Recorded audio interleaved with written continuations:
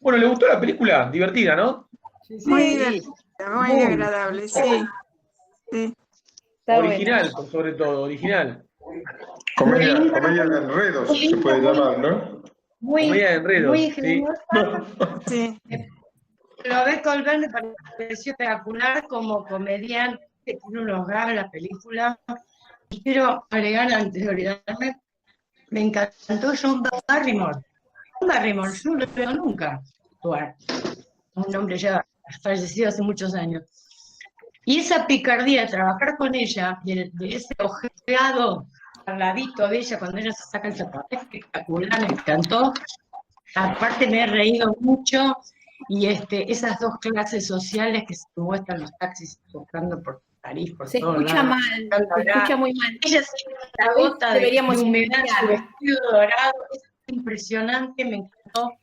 Quedé muy feliz, la vimos, toda mi familia la vio y quedamos muchos que nos hace falta ver una comedia para olvidarnos de todo lo que está pasando alrededor. Muchas gracias. Muy lindo tema, sí. Ay, Tal vez debería Sí. quedar el micrófono abierto para el que está hablando y todos los demás silenciar. No se escuchó casi nada, es una pena.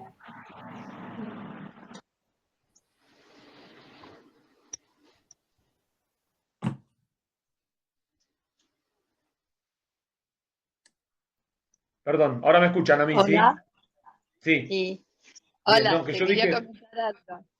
¿Qué tal? era Buen gracioso. día. Buen día, Eh, ¿cómo va? Buen día, sí, gracias porque yo estaba esperando algo un poquito más alegre que las anteriores y esta me gustó mucho. Y me pasa algo muy raro, yo no puedo por la compu y eso que la arreglé, meter Smart y lo único que hago es grabar en esto, en el celular, pero me sale por separado el audio y la película. Pero me viene bien, primero la miro con los subtítulos y después escucho el audio y practico inglés, porque trato de, de escuchar nada más que las voces. Así que le saco un doble beneficio de alguna manera. Pero muy buena la peli, gracias. A mí aparece acá, pero mi nombre es Estela. No sé cómo se pone el nombre, ¿viste? Porque dice tú, pero soy Estela. A mí me pasa lo siguiente, yo la puedo bajar No, Estela, bien. dice Estela, a vos te aparece tú, pero dice Bueno. Estela. Bueno, no, ¿sabés qué me pasa cuando la bajo bien? No tengo problema, los subtítulos, pero cuando lo quiero agrandar, el subtítulo se me va abajo y yo no sé cómo subirlo. Entonces la veo chiquitito. No sé cómo hacer para subir el subtítulo. Ya probé, no. Buen día, grupo. Desde acá. Soy Amira. Quería saber si me escuchan. Perfectamente, Amira. No, eso. La película me gustó mucho y sonreí toda la película, que hace bastante bien, como decía Silvia recién, un poco de alegría en esta época. Esas comedias de enredos son divinas y la cara de la protagonista sublime.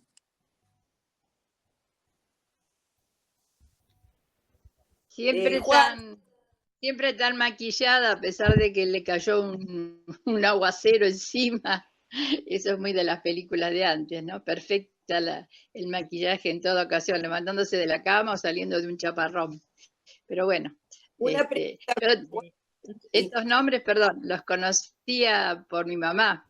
Era de la época de ella, esas películas, tanto a la actriz como a Barrymore. Así que bueno, fue un hallazgo encontrarlos. Yo lo que, bueno, por un lado, la apreciación del blanco y negro, ¿no? Es otra forma de hacer cine, impresionante, la forma en que está hecha, ¿no? Por otro lado, la actuación de los actores, yo no sé si hay alguno que escapa de decir que son actuaciones increíbles, todas muy buenas, muy bien ubicados cada uno en su personaje. Y bueno, creo que ahí se nota sobre todo la mano del director, ¿no? En la forma de marcar los tiempos.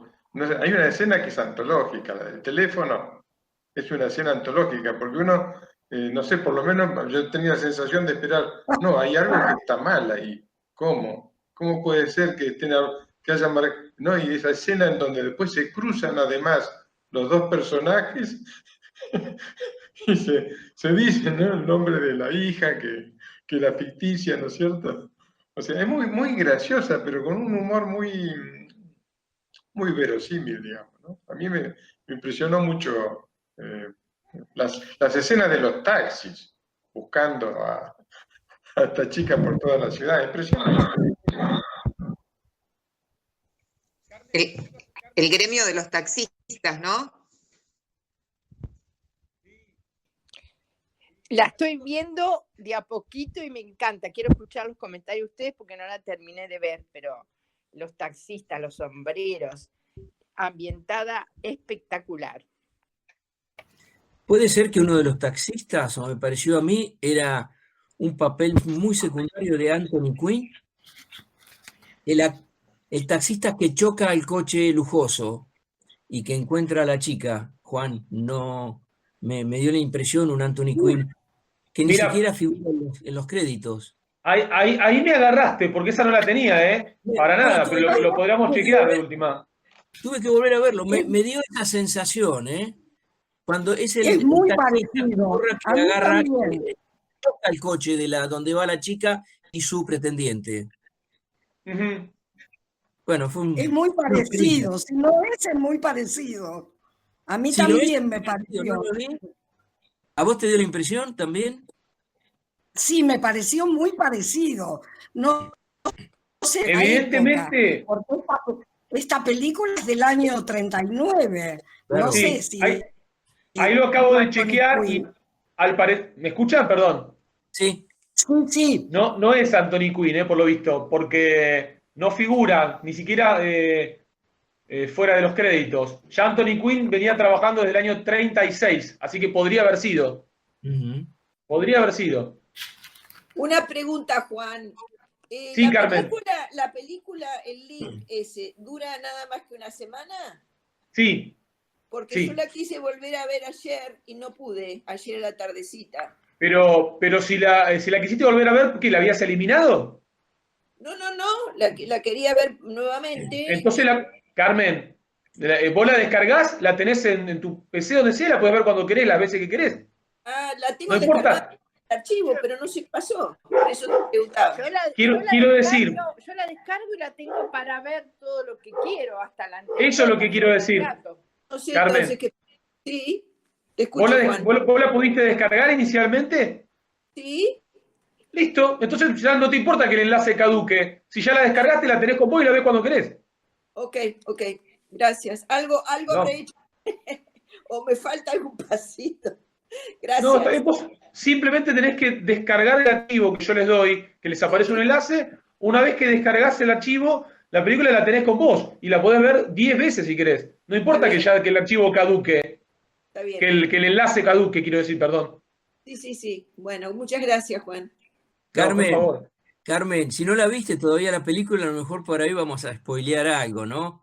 No, la vi. ¿la viste? La quería ver de nuevo porque me gustó todo el vestuario, me gustó el tema, muy divertida, graciosa, no sé, todo lo que están diciendo me pareció fantástica y más en este momento, realmente. Exacto, vos sabés que alguien dijo hace un ratito que, bueno, menos mal que tenemos una película donde nos podamos reír un poco, ¿no? Sin quitarle valor a las otras que vimos. Pero era me parece, y no sé qué dirá Juan, muy peculiar de esa época, porque fue la época de la Gran Depresión en Estados Unidos.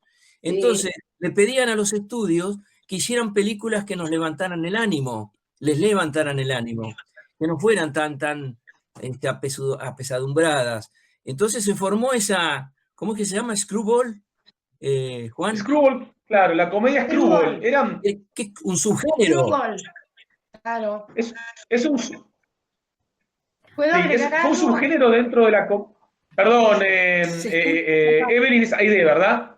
Sí. ¿Aide? Sí. Anulá un momentito el micrófono, así no sé eso. Y ahora nos vamos entrando cada uno, así no hace acople. Lo que yo decía, ¿sí? Que comentaba recién Gustavo sobre la comedia Screwball, sí, tal cual, surgió tras la Gran Depresión. Es decir, vamos a situarnos. Ahí entró Diana. Hola, Diana. Estados Unidos, año 1929. Gran Depresión. Durante la década del 30, ya primeros años de los años 30, surge de algún modo esta necesidad de que la gente, bueno, que existía, ¿no? Se divierta de algún modo. Que el cine sea lo que hablábamos en encuentros anteriores. De calidad, sea arte, pero también sea espectáculo. Ahora, este subgénero de comedia screwball hizo referencia esencialmente, y quizá ustedes lo investigaron, yo les dejé un par de enlaces incluso, a un tipo de comedia alocada. Sí, esa sería más o menos la definición, con situaciones disparatadas. Tengan en cuenta que ya existían diferentes géneros de comedia en esa época. Mismo la famosa comedia de teléfonos blancos, que en Italia incluso se hizo mucha comedia de ese estilo, ya en esos años, en la década del 30. Mario Camerini, por citar un director. El mismo Vittorio De Sica, ¿sí? Incluso Vittorio De Sica como actor. Pero bueno, la comedia screwball arranca en los primeros años 30 y ocupa toda esa década hasta primeros años 40. Ese fue el periodo, digamos, no solo de esplendor, sino el periodo en el que se filmaron comedias screwball. Esta no es de las más conocidas, es más, si ustedes se fijan en un listado y buscan screwball comedy, incluso en Wikipedia, posiblemente no les mencione, de hecho no le menciona, Midnight como película de referencia, más allá de que creo que en el año 2000 y algo el Instituto Americano del Film la eligió entre las 100 grandes comedias de la historia del cine norteamericano, en fin. Justamente por eso la elegí, porque es una comedia de un director importante, del cual ya vamos a hablar, con actores importantes, de los cuales ya vamos a hablar. Y además me parece notable, esencialmente, porque cuenta con el guión de dos históricos. Uno de ellos, bueno, incluso más famoso tal vez que el otro, porque es Billy Wilder, que además de guionista, director de cine, ¿no? Y qué director de cine, uno de los más grandes de todos. Ejemplos de comedia famosos. Bueno, una de las más conocidas es una múltiple ganadora de Oscars, que es la película de 1934 de Frank Capra, Sucedió una noche. Sucedió una noche es quizá sin quizá, saco el quizá, una de las más célebres screwball de todos los tiempos. Otra es, acá creo que se llamó La adorable revoltosa. La fiera de mi niña. La fiera de mi niña. Bola de fuego. Bueno, Bola de fuego es otra. La fiera de mi niña. Claro. La fiera de mi niña es, en inglés, Bringing Up Baby. Algo así como criando a Baby. Sí, es una comedia muy famosa. Un leopardo, perdón, un tigre. Claro, Baby es el leopardo. con Katharine Hepburn y Cary Grant. Ya que mencionaste Sucedió una noche, a mí me divirtió muchísimo ver, viste que el código Hays, que les prohibía todo, esa autocensura de la época, cómo lo trata de evadir, ¿no? Por ejemplo, ella se levanta las medias, cosa impensada, se la saca, Clark Gable se saca la camiseta, cosa impensada para la época. Bueno, mirá, Sucedió una noche. Ya que lo comentás, Eugenia, voy adelantando que para antes de fin de año preparé una función doble, ¿sí? Ya se los voy adelantando, que son dos pre-codes, dos películas previas al código de censura, ¿no? Que creo que ya hemos visto alguna en años anteriores. Como son películas cortas, de 1 hora de duración a veces y poco más, si no, preparé dos, ¿sí? Ya después les voy a decir los títulos, para ver dos pre-codes, ¿sí? Siguiendo con esto de la screwball comedy, bueno, un director muy vinculado a la screwball comedy fue Preston Sturges. Preston Sturges fue un célebre director norteamericano que se especializó en este género o en este subgénero. Algunas películas muy famosas, Las 3 noches de Eva con Henry Fonda y Barbara Stanwyck, The Palm Beach Story. En realidad son un puñado de películas. Bueno, otra de las películas más famosas es, que nunca recuerdo el título en Argentina, que es de un mayordomo, My Man Godfrey. Creo que acá en Argentina fue La porfiada Irene, creo que se tituló. una película con... La porfiada Irene. My Man La porfiada Irene, ¿verdad?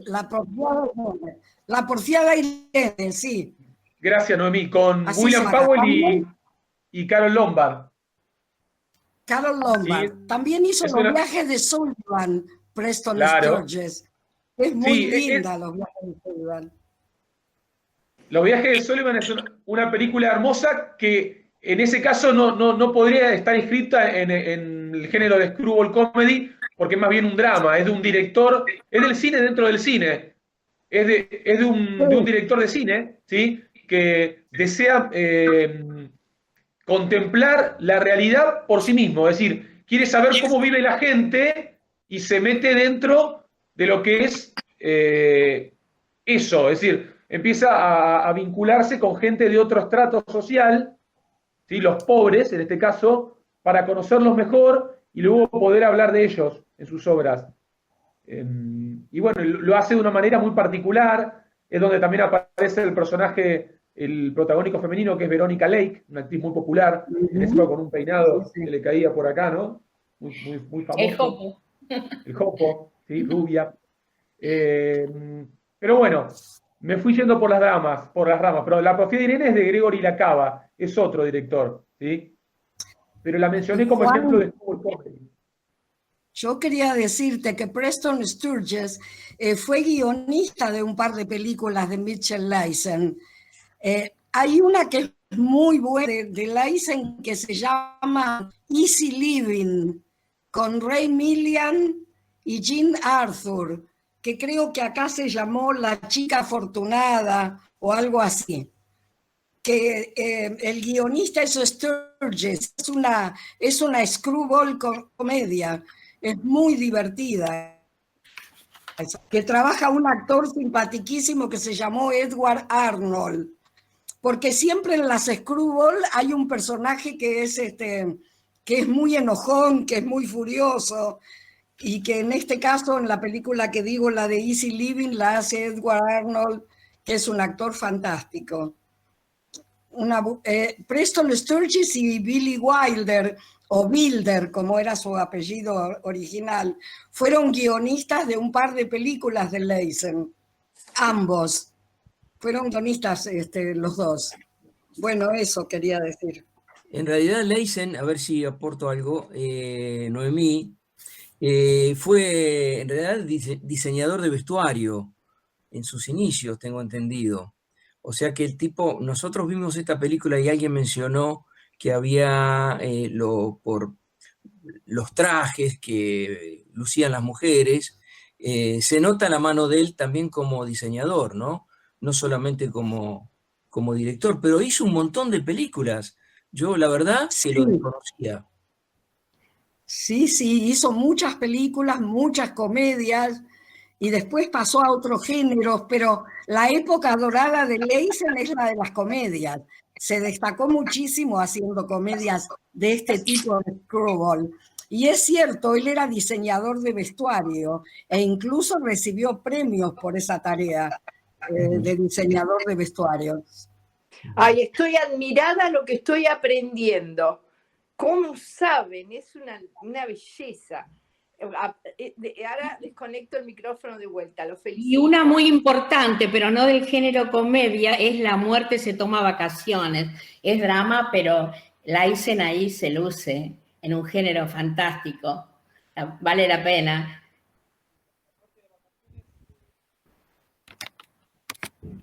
No escucho. Ahora sí, perdón, ¿ahora me escuchan bien? Ahora sí. Bien, lo que yo decía, La muerte de vacaciones, que comentaba recién Eugenia, sí, es un drama, es una de las películas notables de Leisen, incluso fue reversionada muchos años después, en el año 98, creo, ¿conoces a Joe Black? ¿Sí? No sé si la han escuchado nombrar, una película con Brad Pitt y Anthony Hopkins, bueno, que es una remake. ¿Sí? Una remake de La muerte de vacaciones, ¿sí? Con Freddie March en el protagónico. Cierto, sí. Sí, a propósito de eso que comentaban sobre Leisen, Leisen comenzó como diseñador de vestuario. e hizo una carrera muy importante en Hollywood, pero incursionando en muchos géneros. De hecho, otra de las grandes películas de Leisen, que también es un drama y no es una comedia, se llamó Si no amaneciera, que es una película que, al igual que Midnight, cuenta con guión de Charles Brackett y Billy Wilder, que ahora vamos a hablar de ellos, que son los autores del guión de la película que vimos, ¿no? De Medianoche. Esta otra película se llama, en inglés es Hold Back the Dawn, algo así como Detengan el amanecer, ¿no? Hold Back the Dawn, retrocedan el amanecer. Si no amaneciera, una película con Charles Boyer en el protagónico y con Olivia de Havilland, bueno, la recientemente desaparecida a los 100 y pico de años, la gran Olivia de Havilland, ¿sí? Leyenda de Hollywood. Y también trabaja Paulette Goddard en esa película, que por esos años era muy popular, ¿sí? Había estado casada con Charles Chaplin, ¿sí? la protagonista de Tiempos Modernos de Chaplin. Esa es otra de las películas logradísimas del dúo guionista Brackett-Wilder a las órdenes de Mitchell Leisen. Pero en sí la carrera de Leisen, bueno, recién Noemí citaba Easy Living, una comedia genial, Una chica afortunada, vos lo habías comentado, con guión de Preston Sturges. ¿Y sabés en quién está basada esa película? ¿En una historia de quién? ¿De qué escritora? ¿De qué? No, ¿De quién? De no Vera lo Caspary. sé. Vera Caspary. Ah, no sabía, no. Sí. No lo desconocía. Sí. Que Bueno, yo desconocía, perdón, Juan, Sí. yo desconocía No. también que Ray Milland era un actor de comedias, porque yo lo vi en papeles dramáticos, como en Días sin huella de Billy Wilder y en otras películas y con Hitchcock. No sabía que era un comediante tan buenísimo. Está muy bien en Easy Living. Sí, Un buen trabajo de comediante. Es cierto, Ray Milland ganó el Oscar por hacer, ¿no? de un alcohólico en Días sin huella de Wilder, y uno lo ha asociado posiblemente más a papeles dramáticos, pero ha trabajado en muchas comedias, y era un actor multifacético. Sí, sí. Incluso en películas de suspenso / terror. Bueno, Trabaja en la película Llamada Fatal también, de Hitchcock, Llamada Fatal. Claro. De Hitch. La llama con Grace Kelly, ¿no? Grace Kelly era, ahora me olvidé. Con Grace Kelly. Con Grace Kelly, sí. Con Grace. Bien. Bueno, a ver, siguiendo con Medianoche, sí, con Midnight. Hablábamos de la carrera tanto de Mitchell Leisen como de los guionistas, que acá cumple un papel fundamental, porque, a ver, en estos años de screwball comedy, mientras más alocada la situación, ¿sí? Mientras más vericuetos podía tener, idas y vueltas, más graciosa, más funcionaba en ese aspecto el film. Y la película de Leisen es un prodigio de guión, porque es acertadísimo, digamos, algunas situaciones, cómo las resuelven, es muy original. De hecho, la escena que comentaba Enrique, ¿sí? La escena de la llamada a Hungría, ¿sí? Para ver cómo estaba la hija, es espectacular. Incluso cómo está resuelta la situación, porque cuando queremos, es decir, cuando no tenemos la pista real de qué va a hacer, y cómo va a llamar, pero en qué momento se pusieron de acuerdo en esto. Y cuando atiende John Barrymore, que está espectacular, creo que lo comentó al principio Aidé, dirían los españoles, se sale, ¿sí? Yo no me animo a decir se roba la película, porque Claudette Colbert y Donna Mesh también lo hacen muy bien. Pero el papel de John Barrymore, que no deja de ser un papel de reparto, no es el protagónico, es fabuloso. El propio Barrymore había hecho otra screwball poco antes, que fue La comedia de la vida, 20th Century, siglo XX, el título original, con Carol Lombard. Pero en esta película está realmente brillante, brillante.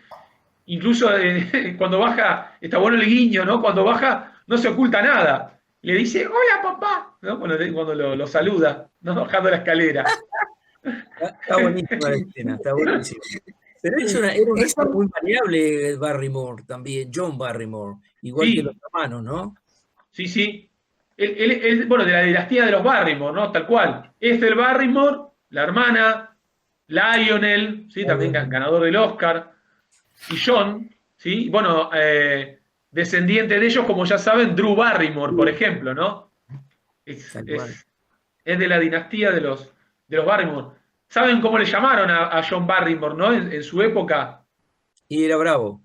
El gran Le llamaban perfil. el perfil, tal cual. Hola, el gran perfil, que me llamó la atención porque Sí. realmente tenía un perfil impresionante. Y quiero agregar, antes de olvidarme, cuando él entra a la sala donde están jugando al bridge, no sé si me escuchan. ¿Sí? ¿Sí?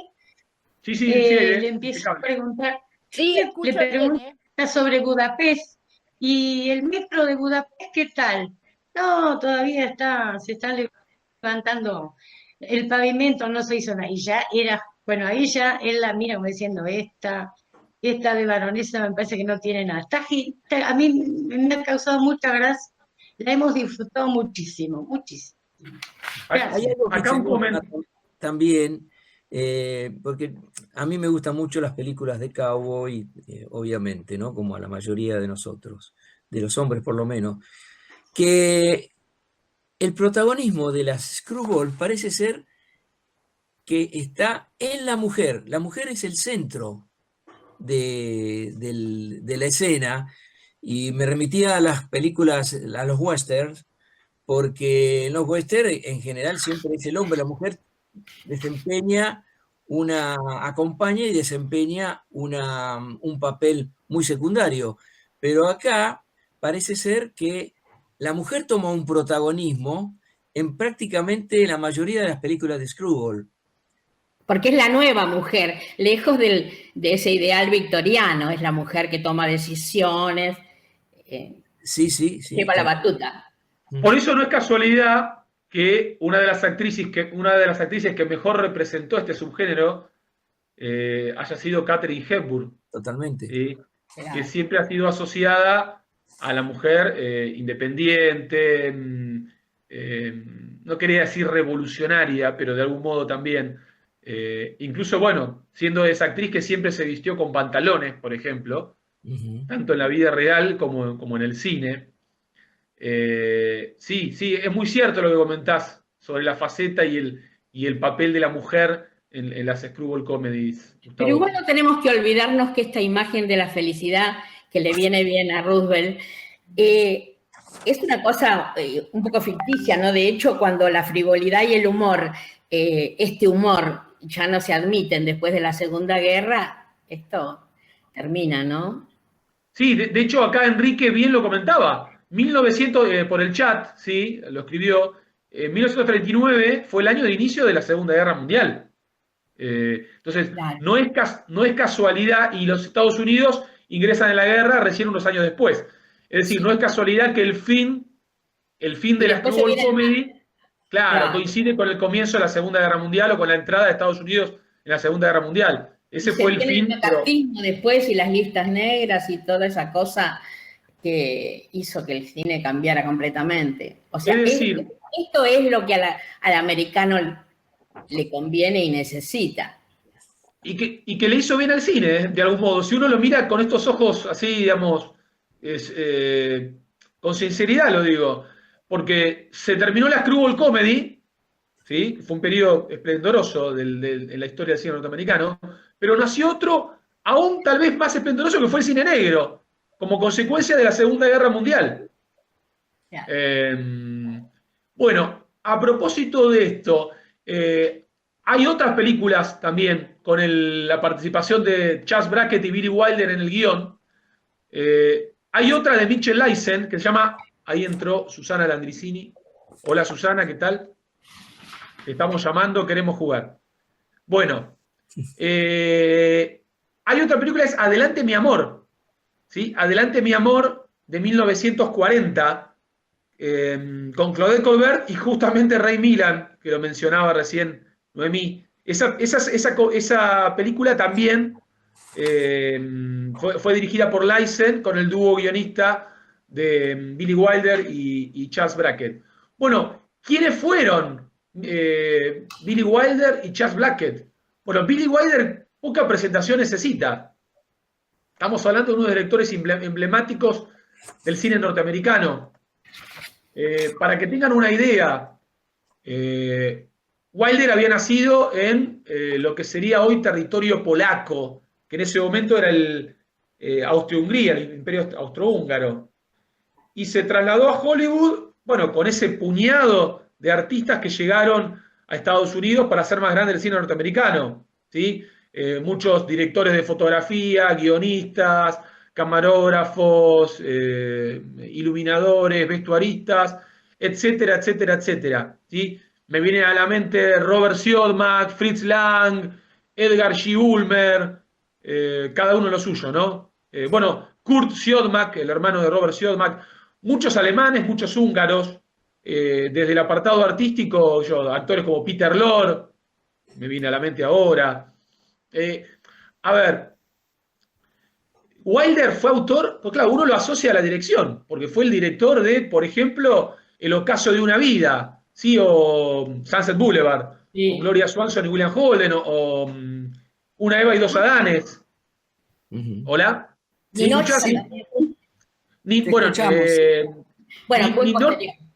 Ninorshka no la dirigió Lubitsch, pero él fue el autor del guión. Sí, claro. Ese guión, sí. Yo hablaba de películas dirigidas. Bueno, El apartamento, Pacto de Sangre, ¿sí? Pacto de Sangre, que es la película negra por antonomasia, es decir, Double Indemnity, título original, con Frank McMurray y Barbara Stanwyck.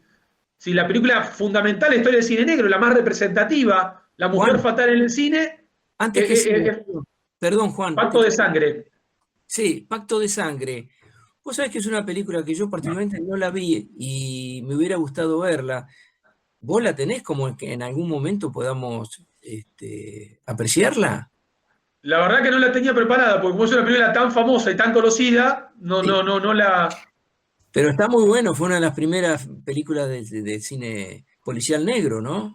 Sí, no solamente fue una de las primeras, fue una de las fundamentales, y en sí se hizo muy famoso el personaje de Barbara Stanwyck como la mujer fatal, ¿no? Digamos, está platinada, claro. Una Barbara Stanwyck rubia, poco acostumbrados a ver la rubia en una película, además. Yo tengo debilidad por Barbara Stanwyck, me parece posiblemente, si no es la mejor, una de las mejores actrices del cine norteamericano de todos los tiempos, capaz de hacer cualquier papel, de comedias, a dramas, a suspenso, en todo estuvo, una actriz muy versátil. Bien, decía, sí. No, que en esa película, yo me copé con Double Indemnity, participan famosos escritores de música, de policiales. Por ejemplo, está el guion de uno de los guionistas es Raymond Chandler. ¿Sí? Y sí, señor. Está basado en una... Estaba viendo, que yo no lo sabía, está basado en una novela de James M. Cain. James Cain. Claro. Y realmente revolucionó un poco el cine. Dicen que la actuación de Fred McMurray está espectacular. Sí. A ver, es muy singular lo que comentás, y es cierto, porque en esa película participan dos de los grandes escritores de novela negra de la historia. ¿Sí? Cain y Chandler. Uno autor de la novela y el otro autor del guión, es decir, la adaptación de la novela al cine. Es decir, colaboraron en un mismo film. Cain había escrito, por ejemplo, la novela en la que se basa la emblemática El cartero llama dos veces, ¿no? Sí. Varias veces llevada al cine. Pero bueno, hablando en sí de Billy Wilder, la filmografía de Wilder es importante. Estamos hablando de unos 26 largometrajes aproximadamente. Creo que son 26. Tenía que chequear, pero sí, lo había buscado 26. 3 semanas para saber cuánto. ¿Sí? Y cada uno mejor que el otro. Es difícil encontrar una mala película, ¿no? De este tipo. Piensen que arrancó con una comedia, El mayor y la menor, 5 tumbas al Cairo, bueno, después hizo Pacto de Sangre, Días sin huella, que la mencionamos durante esta charla. Hay otra película que es genial, que fue una de las primeras películas que trata lo que es el papel de la prensa en determinadas situaciones. Es un tipo que queda atrapado en una mina. Es una película con Kirk Douglas. El título en Argentina ahora mismo no sé si fue el Gran Carnaval, creo que fue el título en España, ¿sí? Pero no sé el título en Argentina, lo tendría que buscar. Es una película del año 1951 con Kirk Douglas en el protagónico, y es fabulosa. No sé si la han visto o si la conocen, pero es una de las películas quizá no tan conocidas de Billy Wilder, pero sí una de las más importantes, sin lugar a dudas, una de sus películas más importantes. Sí, yo la vi, Ace in the Hall. Es Cadenas de Roca, ahí me acordé. Cadenas de Roca fue el título en Argentina. Cadenas de Roca. Sí, Ace in the Hole es el título original. Con un trabajo de Kirk Douglas extraordinario.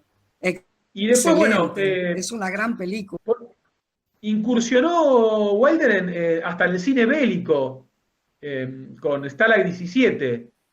¿Sí? Cine bélico con dotes de comedia, porque como podrán apreciar, Wilder siempre tuvo un talento innato para la comedia, ¿sí? Por eso fue guionista. Ahora vamos a mencionar también, yo estoy mencionando más que todo ahora sus películas como director.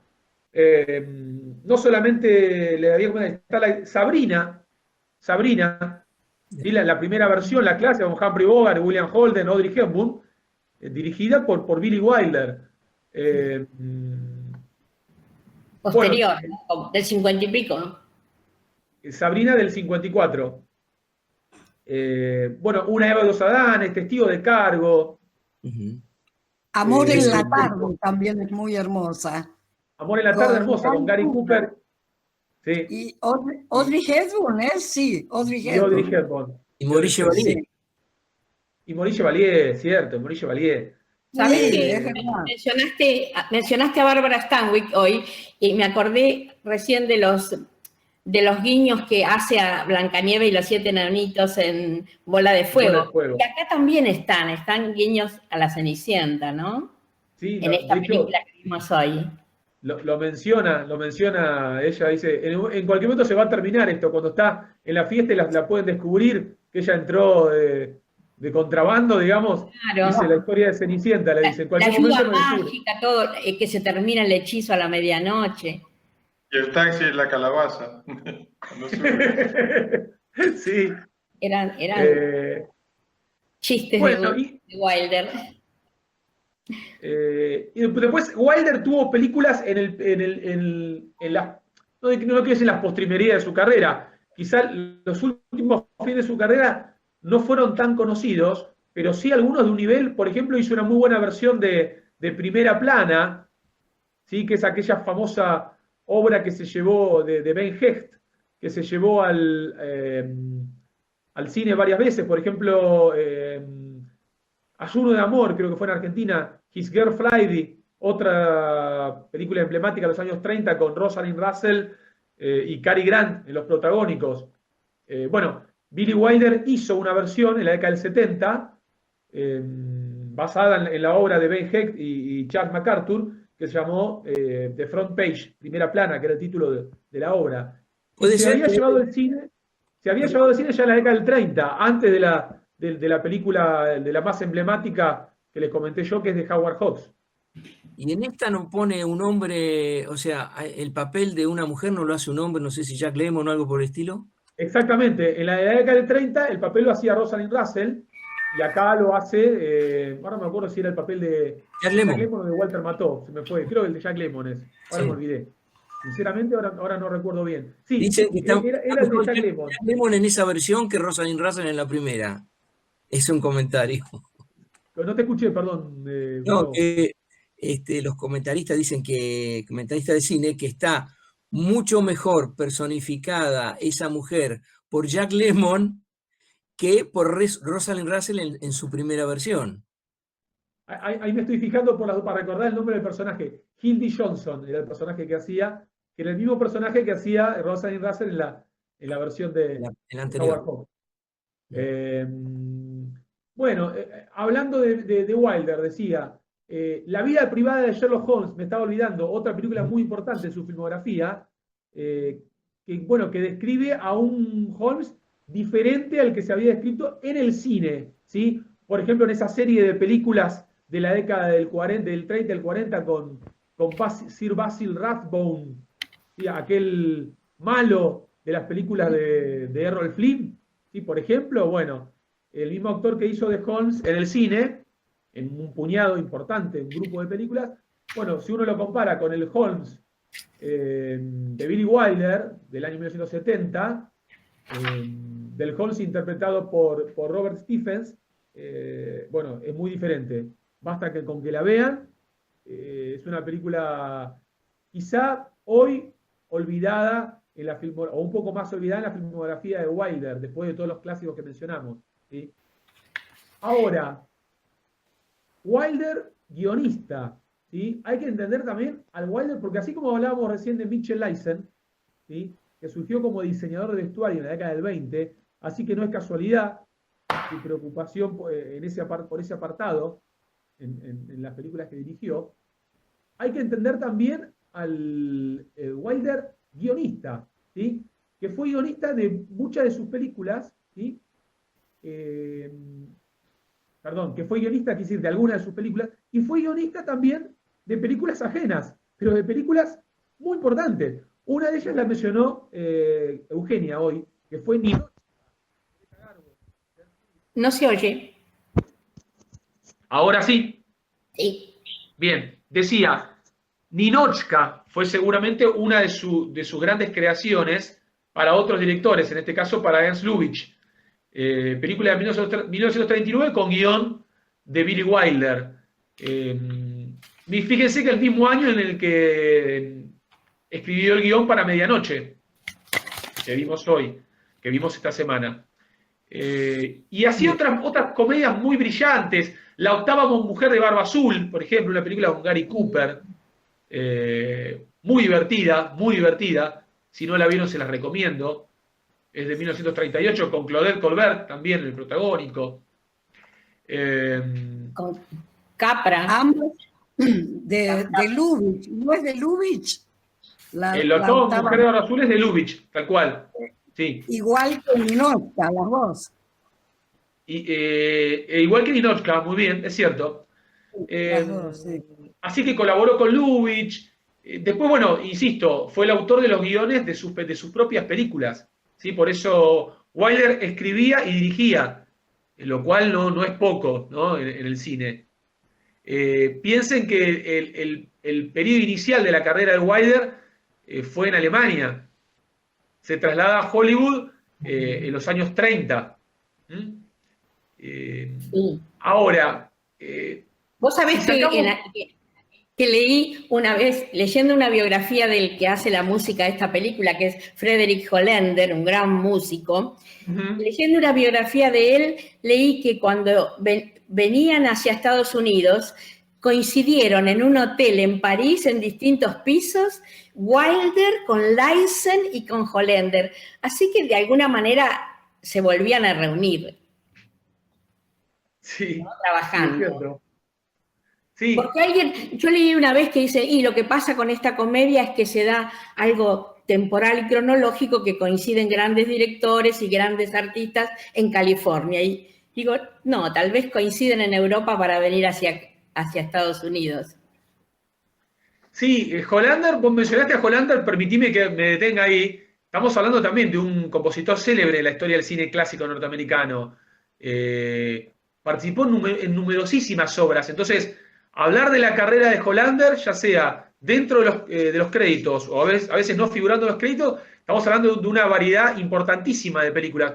El Ángel Azul. El Ángel Azul. Claro, El Ángel Azul, con Marlene Dietrich, ¿no? Vos sabés que era inglés de nacimiento Hollander, no era alemán. Sí, pero los padres estuvieron ahí unos años nada más, nació y después se fueron a Alemania. Porque el papá era un gran compositor de operetas, Víctor.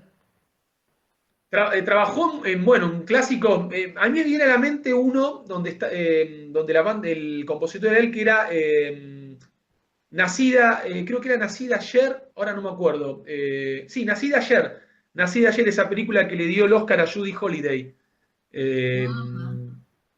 Y muchísimas películas. Bueno, la verdad que basta con repasar la carrera de él, es uno de esos grandes compositores de la década del 40, ¿sí?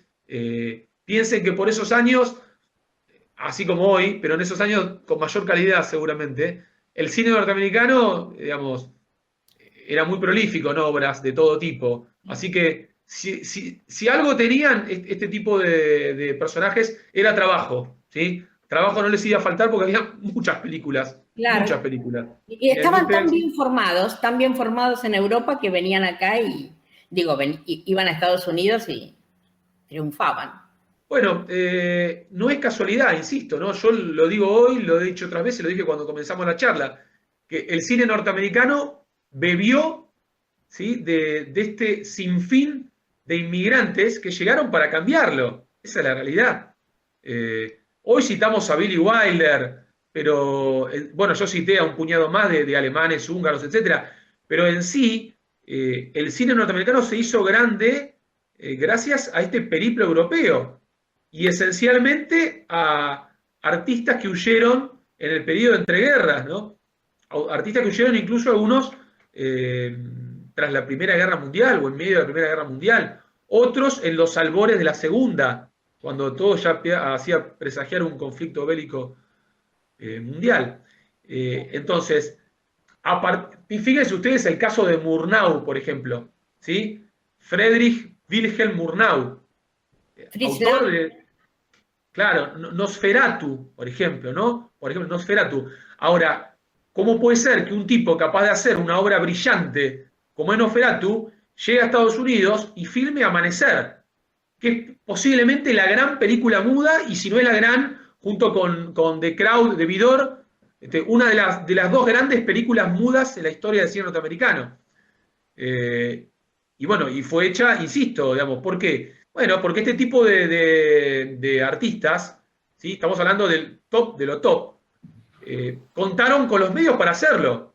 Es decir, Hollywood, bueno, vos seguís siendo Murnau, nosotros te damos lo que necesites. Esto. ¿Necesitas un director de fotografía acorde? Bueno, toma, acá lo tenés a, no sé, a Rudolf Maté, por decir uno que llegó también de Europa y que después se transformó en director, ¿no?, de sus propias obras.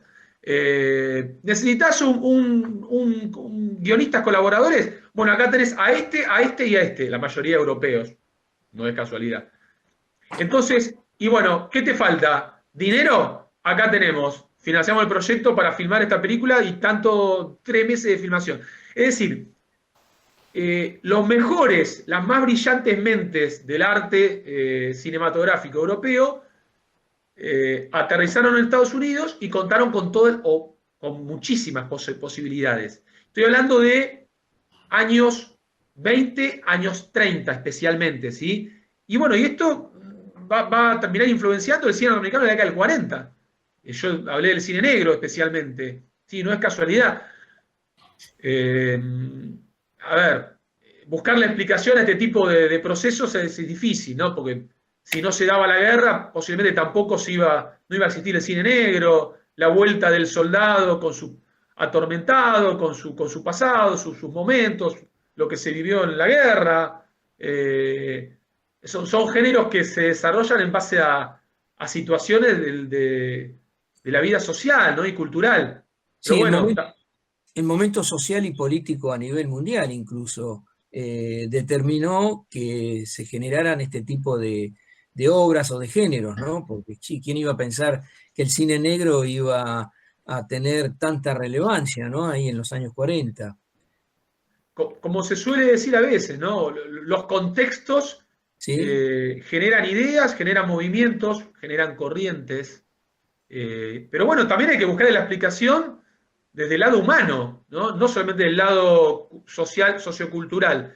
Bueno, desde el lado humano no hubiese sido lo mismo este cine, en base a este contexto específico, filmado por artistas norteamericanos, que este cine es filmado por artistas cosmopolitas de todos los países, esencialmente europeos. Pero bueno, también podemos citar a autores de otras latitudes. El mismísimo Hugo Fregonese llega a Estados Unidos en esos años, un poco después, por citar a uno. Es decir, Hollywood bebió las fuentes del cine internacional, no se quedó en eso nada más. Y eso es muy admirable, porque eso hizo grande al cine norteamericano. Y creo que fue el periodo de esplendor del cine norteamericano, la mayoría vamos a coincidir. ¿Sí? Más allá de diferentes épocas, también lo hemos comentado, del surgimiento del cine independiente, de John Cassavetes, bueno, y el cine actual. Pero seguramente el periodo esplendoroso del cine norteamericano fue este. Fueron los años 40, 30, tal vez 50. Y que, no es casualidad, fue el periodo del cine de estudios, de los grandes estudios, ¿sí? Que así como tuvo cosas buenas, que son las que decimos, tuvo algunas cosas no tan buenas, ¿no? Como el hecho de, bueno, de que algunos actores, al tener que cumplir contratos con determinadas compañías o empresas, no podían librarse de ellas, y salvo sesiones o permisos especiales de los popes de la industria, no podían trabajar con otras productoras, ¿no? Estaban cautivos. Por ejemplo. Estaban cautivos, ¿no? Muchas veces habremos visto en películas de los años 40 y Jennifer Jones, con permiso, con acuerdo de Daryl Zanuck, por ejemplo, ¿no? Al principio, en los títulos, ¿no? Ese es un mal menor, de última, me dirá alguno. Ahora, ¿qué mal le puede haber hecho el cine de estudios a la historia del cine? Al cine en sí. ¿A ustedes se les ocurre qué punto negativo tuvo, por ejemplo, el sistema de estudios, esto de financiar un proyecto a través de grandes capitales? ¿Se les ocurre qué punto negativo? Es para darles un poco de participación en esto. ¿Qué piensan? Bueno, el que siempre se expresó en contra de los estudios fue Orson Welles, por ejemplo. De hecho, él emigró de los Estados Unidos, se fue a Europa, porque estaba en desacuerdo permanente con los estudios que solían intervenir en sus películas, o sea, coartarlo en sus escenas, quitarle espacio. En eso él estaba totalmente en desacuerdo y por eso se fue. No conozco otro artista que ya haya expresado con tanta vehemencia como Orson Welles sobre el tema de los estudios. Bueno, creo que en otra época también Chaplin tuvo problemas con los estudios.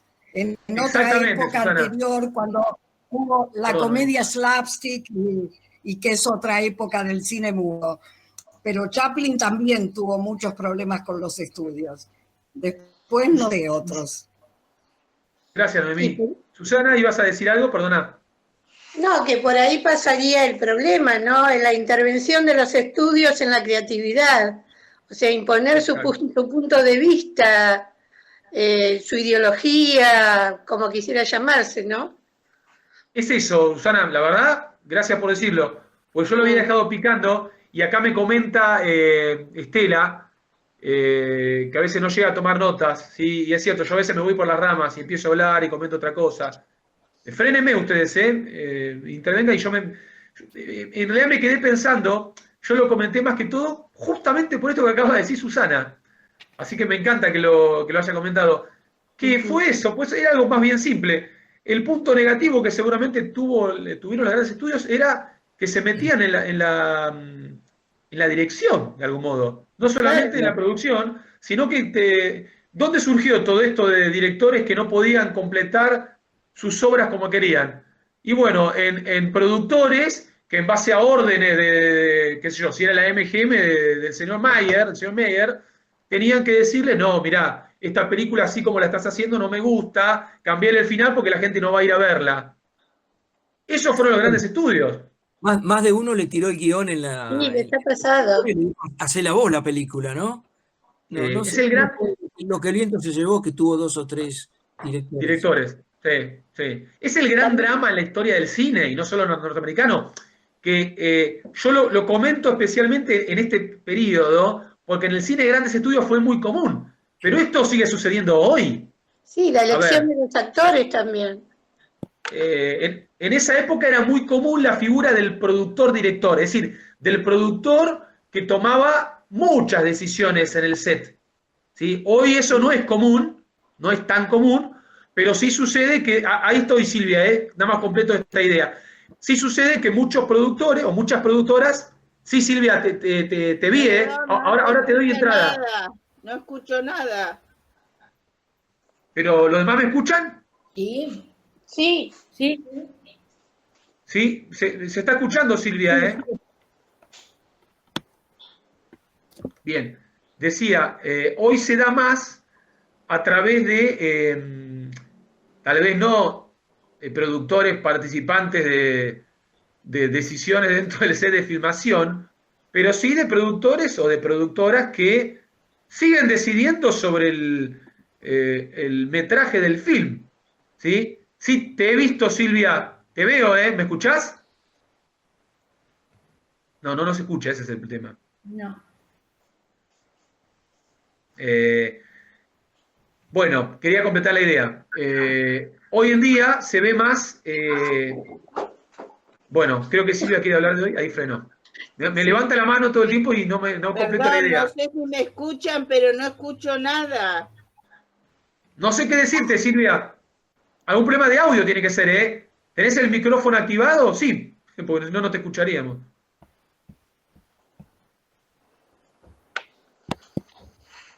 ¿Ahora escuchás?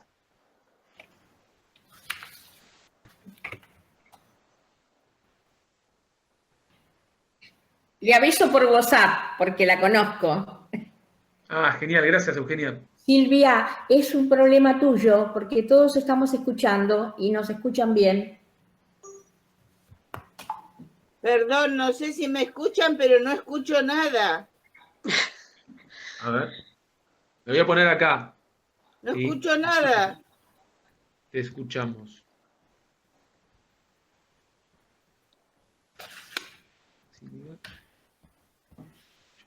Bueno. Ahí le escribí. No los escucho.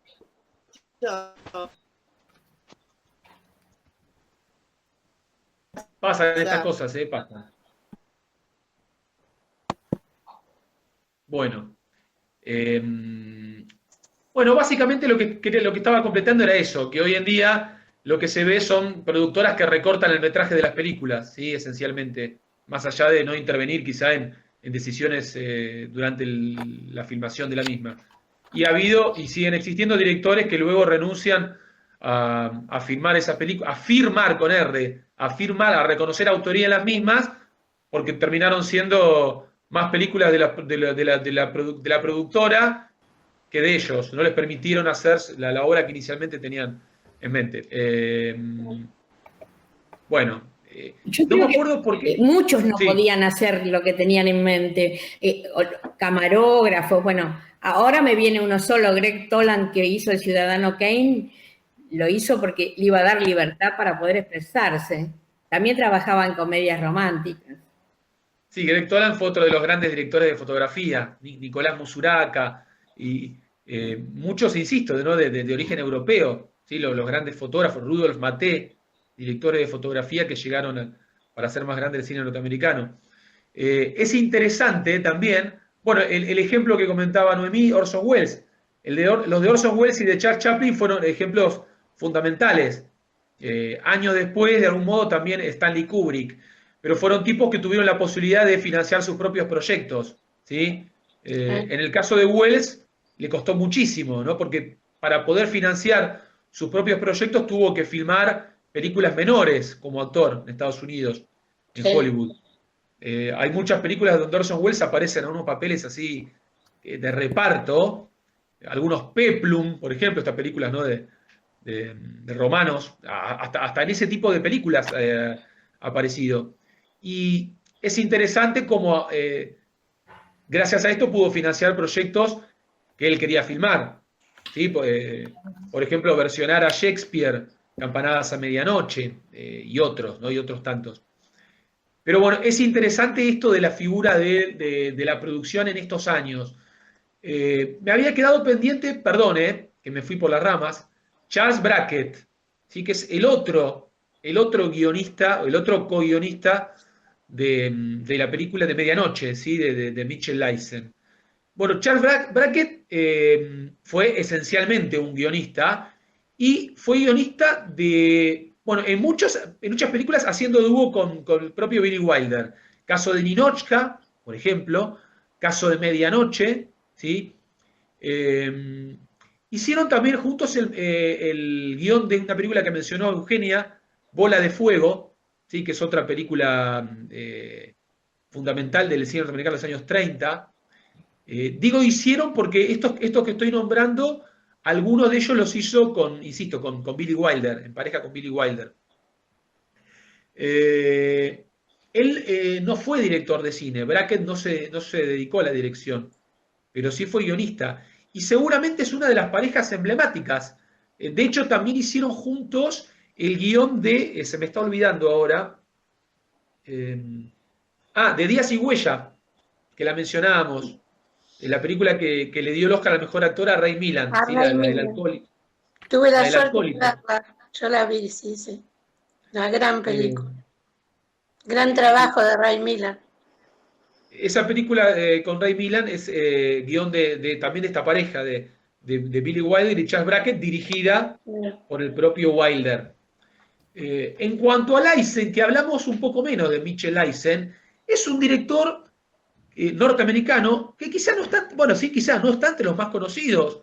No es John Ford, no es Billy Wilder, no es William Wellman, no es Raoul Walsh, no es Frank Borzage, pero sin embargo es un director que tras muchos años es cada vez más valorado por la crítica.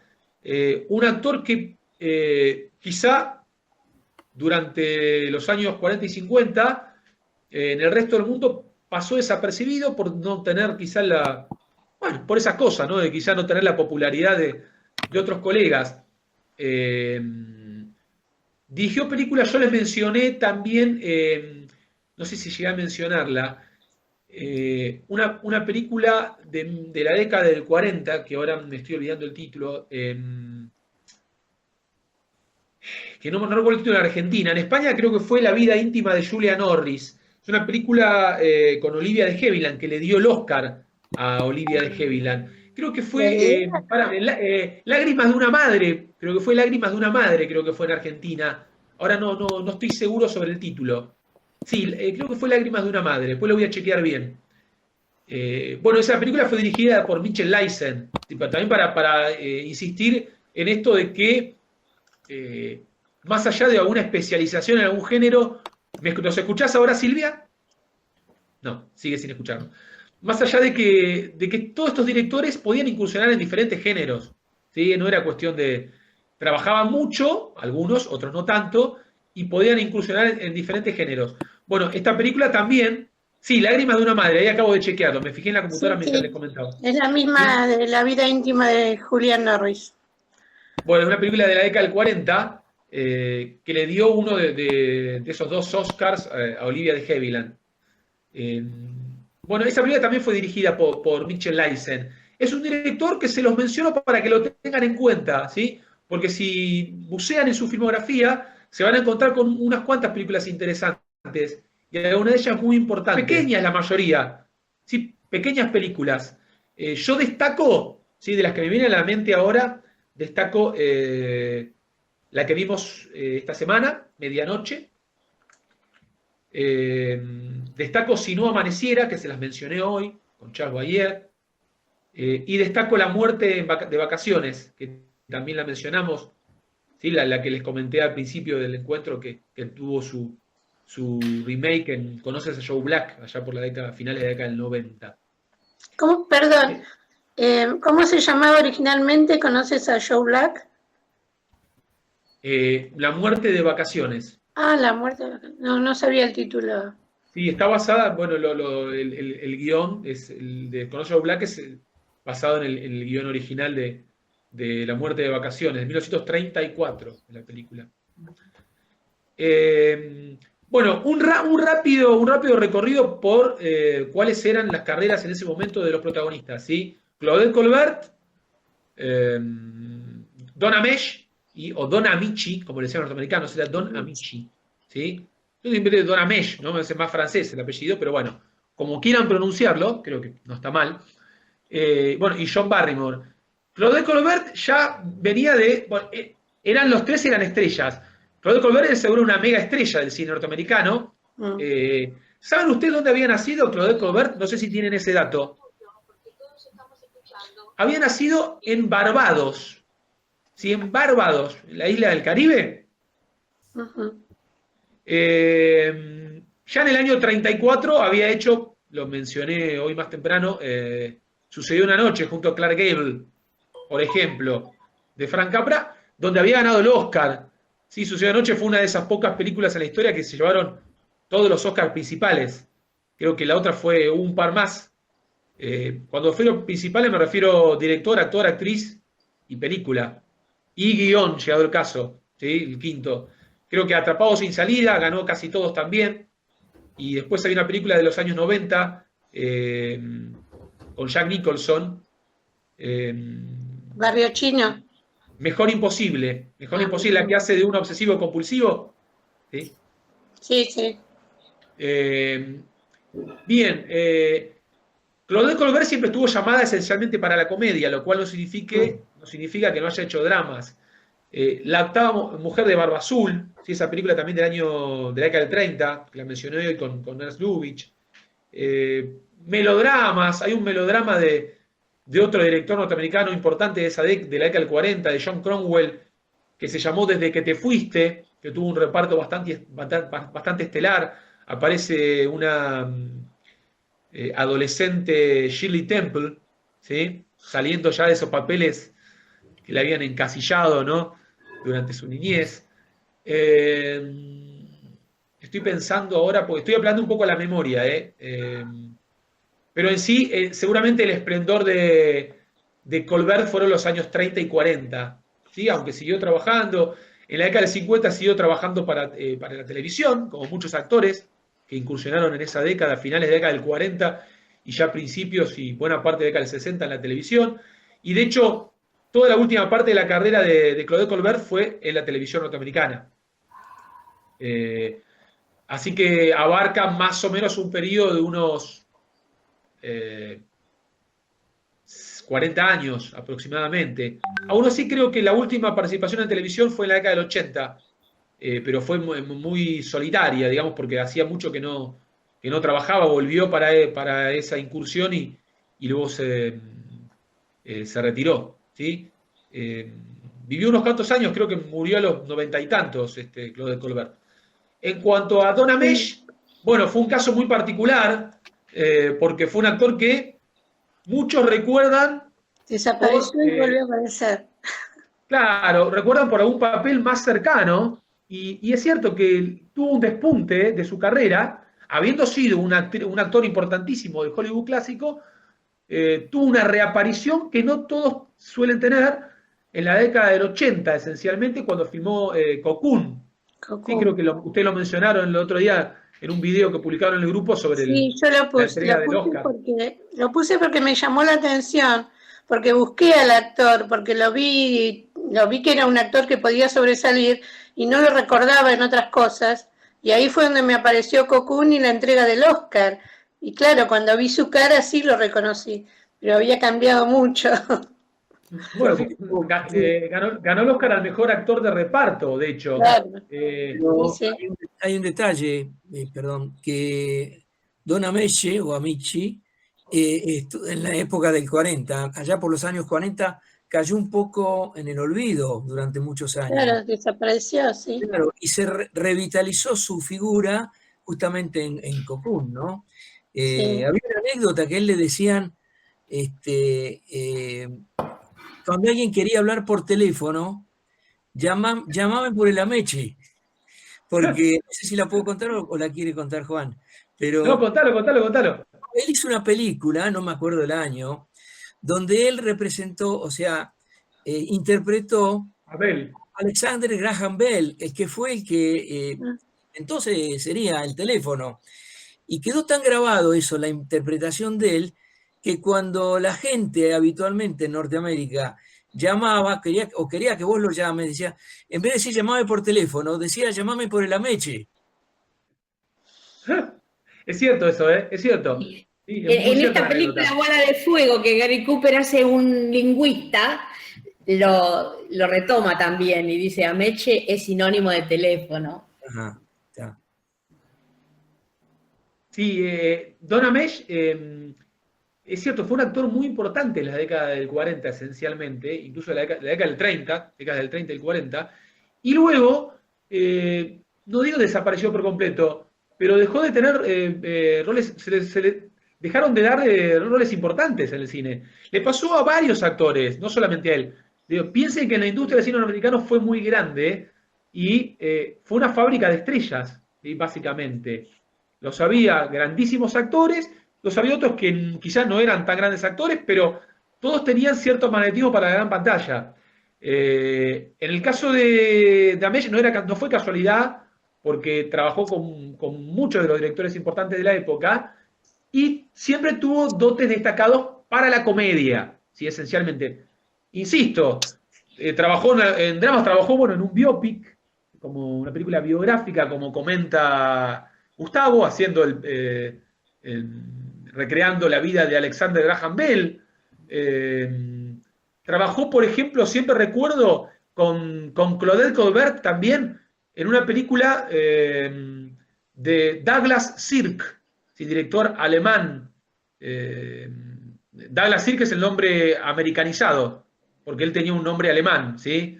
En una película llamada Pacto Tenebroso, que fue una película alejada del tipo de películas que estaba acostumbrado, o que incluso iba a caracterizar el cine de Douglas Sirk, que fueron los melodramas. ¿Sí? Douglas Sirk fue el famoso director de los melodramas norteamericanos de la década del 50, por ejemplo, Lo que el cielo nos da, ¿sí? Con muchos de ellos con Rock Hudson, ¿sí? Palabras al viento, por ejemplo, otra más. Y sin embargo, en este Pacto Tenebroso hizo una película negra, ¿sí? Donde Don Ameche encarnaba al marido que quería matar a Claudette Colbert. Es tremenda la película.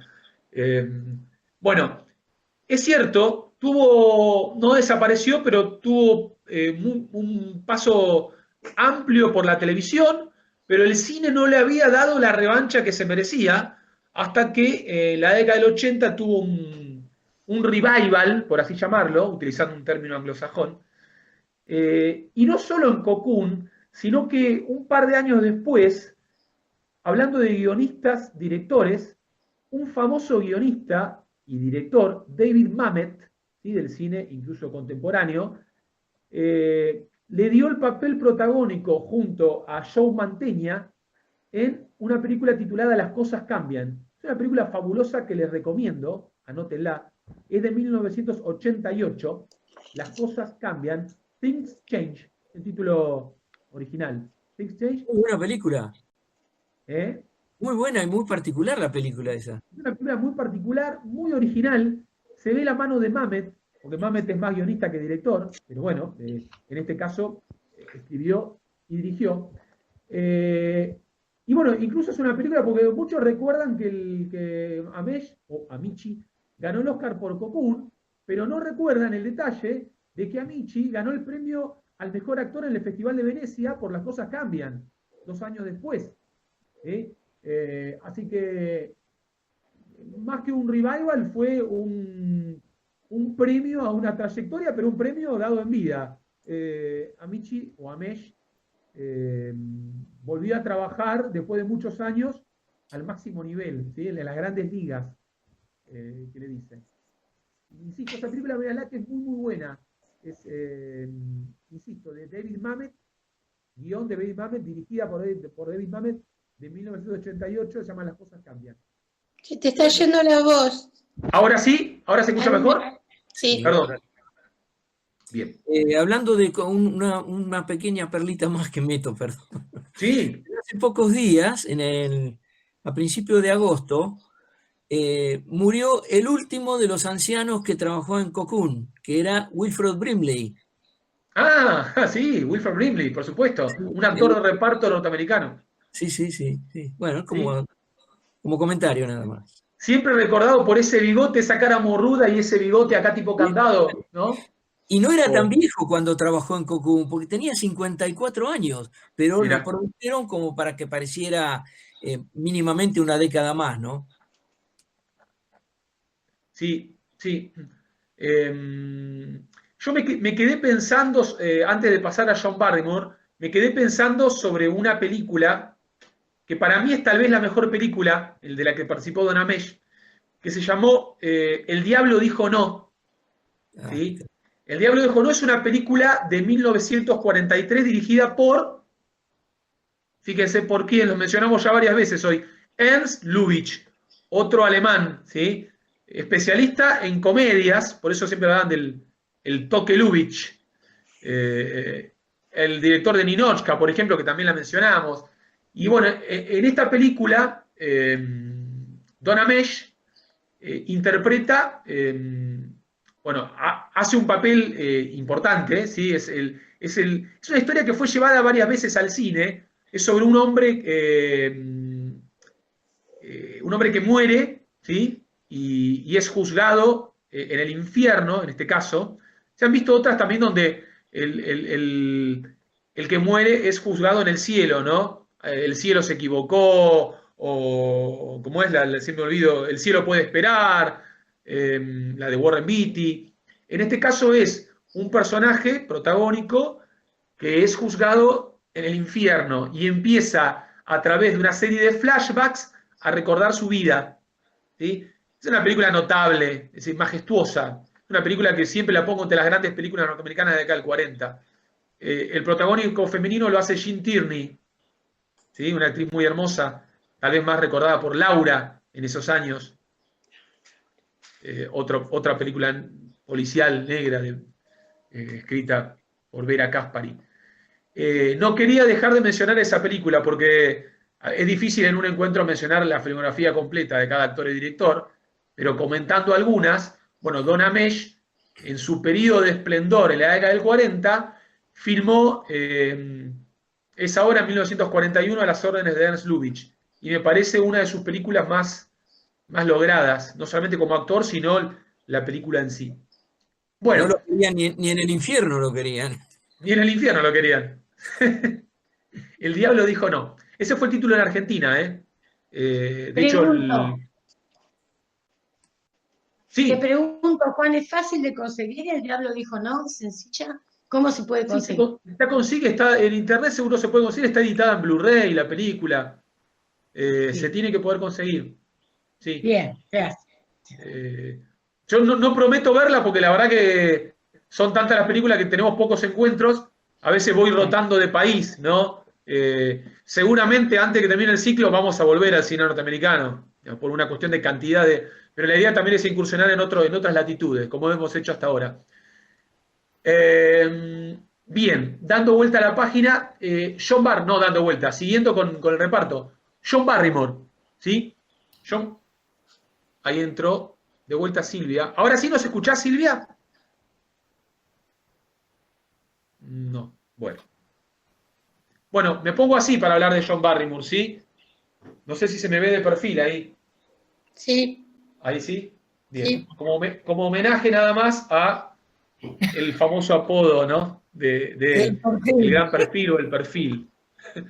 De hecho, no sirve el mío porque yo tengo una nariz, no diría aguileña, pero tirando aguileña, y la de Barrymore era casi perfecta, era un perfil romano, ¿no? Una nariz recta, así que no serviría mi pose.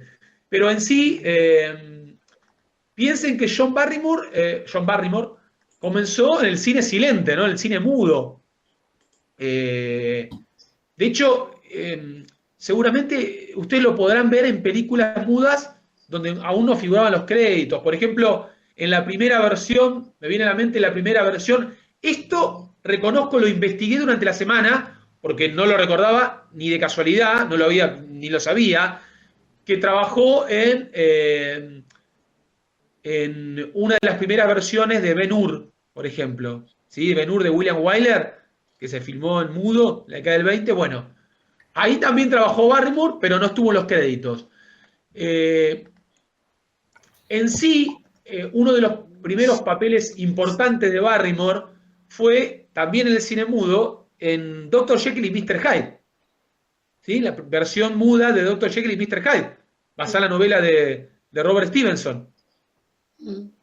La misma que hizo años después, ya en la década del 30, Freddie March a las órdenes de Ruben Mamoulian, en la que fue seguramente la versión más lograda, la adaptación más lograda al cine de la novela de Stevenson, donde se ve esa escena muy famosa en la que la transformación de Jekyll en Hyde, y vemos a un Freddie March casi desconocido porque está maquillado, y el efecto para la época fue muy novedoso. ¿Sí? Lo pueden buscar en internet sobre cómo se hizo, incluso en YouTube está la escena, por supuesto, y tienen explicaciones al respecto de cómo se logró en esta película del principio de los años 30 esa transformación en la era del cine sin computadoras. Hoy en día sería muy fácil, ¿no? Donde se ve a un Freddie March maquillado de un modo, primero un hombre común y corriente, que era el Dr. Jekyll, bueno, en este proceso hasta que quiera transformarse en el monstruo, ¿no? O el hombre y la bestia, como se llamó la película también en España. Te fuiste. Te fuiste, Juan. ¿Ahora estoy? Sí. Ahí está. ¿Se me escuchó lo que dije antes igual? Sí, la de Freddie March. Sí. Bien. Juan, yo quería preguntarte, ¿cómo se llama la película que también es sobre Jekyll y Hyde, con Julia Roberts y John Malkovich, que creo que la dirigió Stephen Frears, que es muy buena versión de Jekyll y Hyde, pero no me acuerdo el nombre. Es el nombre de la mucama. Me dejaste pensando, ¿esa no es la de Mary Shelley, la que vos me estás diciendo? Mary Reilly. Mary Reilly. ¿No? No sé por qué dije Mary Shelley. Esa, Mary Reilly, sí. Pensé en Frankenstein. Mary Reilly, sí, tal cual. Bueno, en sí, insisto, en los últimos años, tengo con la muletilla del insisto, me lo tengo que sacar acá en las videoconferencias. En 1920, esperen que lo voy a chequear porque lo había dejado a mano eso. 1920 filmó esta versión de Dr. Jekyll y Mr. Hyde. Y después siguió haciendo algunas películas importantes dentro del cine silente, el propio Barrymore, porque representó a Sherlock Holmes en el cine mudo, ¿sí? Y después ya, con la llegada del cine sonoro, con la llegada de la voz al cine, ya saben ustedes, barrera que muchos actores o actrices, o actores y actrices, no supieron o no pudieron o no les dejaron superar, que fue esto de, mientras no tengas que mostrar tu voz o no tengamos que escuchar tu voz, fuiste una estrella. Ahora, y con esa voz se te va a complicar. De hecho, sucedió muchos intérpretes que no tuvieron la misma trascendencia en el silente que en el sonoro, ¿sí? Algunos por motivos difíciles de entender, ¿no? Incluso si nos vamos al apartado de la comedia clásica, podemos hablar de Buster Keaton, ¿no? Que no tuvo, digamos, no pudo, digamos, continuar con una carrera célebre y que recién a la que recién se le dio el justo reconocimiento muchísimos años después, ¿no? No así la de Chaplin, por supuesto. Me parece que en Sunset Boulevard, que vos mencionaste hoy de Wilder, se hace mención a eso también, en el ocaso de la diva, que no tiene voz. Sí, ¿me escuchan ahí, no? Sí. Sí, es muy cierto. Bueno, de hecho, Buster Keaton tuvo aparición después en películas. De hecho, el mismo Charles Chaplin le da un papel en Candilejas. ¿Sí? Es decir, los grandes artistas sabían quién había sido Buster Keaton. ¿Sí? Era extraordinario. El otro día vi un documental de Buster Keaton y realmente no tenemos idea de lo extraordinario que era, en todo sentido. La crítica creo que lo maltrató, la industria lo maltrató, pero los grandes artistas de la época supieron y sabían quién era Buster Keaton. Bueno, tal vez el documental que menciona Susana, que has visto, puede que haya sido El Gran Buster, The Great Buster. Es un documental, que filmó el año pasado Peter Bogdanovich, ¿sí? Bastante recomendable, ¿sí? Porque hay unos cuantos...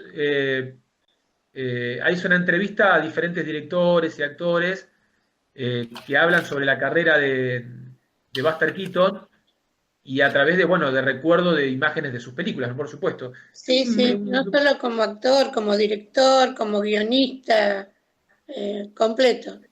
Un documental interesante, más que todo porque lo filma Peter Bogdanovich, que es un director que ha hecho muchas entrevistas, ¿sí?, a directores. En su momento entrevistó a John Ford, por ejemplo, y escribió libros. Bogdanovich trascendió no solamente en su faceta como director, la última película, Paper Moon, ¿no? Paper Moon, sí. Sino como entrevistador y como escritor sobre directores de cine. ¿Sí? Él entrevistó a muchos directores de cine. Claro. Es un homenaje al cine, tengo entendido, ¿no? A este cine que estamos hablando, su género, muchos años después, al Screwball, con una película que a mí me divirtió mucho y que me lleva a los años 30 de esas películas. ¿Qué pasa, doctor? Con Barbra Streisand. Ah, sí, ya vi. Sí, ya más acá, ¿no? Mucho más acá. Sí, está bueno que lo comenten, también ahí, Gustavo, porque ya que salió el nombre, este señor Peter Bogdanovich, que mirá cómo me fui por la rama, así que ahora vamos a cerrar. Empecé hablando de Buster Keaton porque hablábamos ya no me acuerdo de qué, la verdad. Del cine mudo y las voces de los actores. Y terminamos con Peter Bogdanovich, pero para cerrar el círculo, no sé si lo voy a cerrar muy bien, pero queda bien decir que cierro el círculo. Bogdanovich, así como mencionaron también esta película con Barbra Streisand, siempre tuvo una preocupación por los orígenes del cine. No es casualidad que ahora haya hecho un documental sobre Buster Keaton, porque ya en la década del 70 hizo una película con Ryan O'Neal, quien también trabajó junto a él en Luna de Papel, en Paper Moon, con su hija, Tate O'Neal. Hizo una película con Ryan O'Neal y Burt Reynolds, que fue Nickelodeon. Nickelodeon, que cuenta los orígenes del séptimo arte, básicamente, ¿sí? Los primeros actores, los primeros directores que no tenían carrera de tales, que aprendieron ayudando a otros directores. Y actores que no tenían formación, algunos sí, pero otros que no tenían formación en teatro, por ejemplo. Es una película hoy también olvidada, pero que la recomiendo, anoten por si un día la pueden ver, Nickelodeon, es del año 70 ahora no me acuerdo si 78, no estoy seguro, es de la década del 70. De Peter Bogdanovich, ¿sí? Con Ryan O'Neal y Burt Reynolds.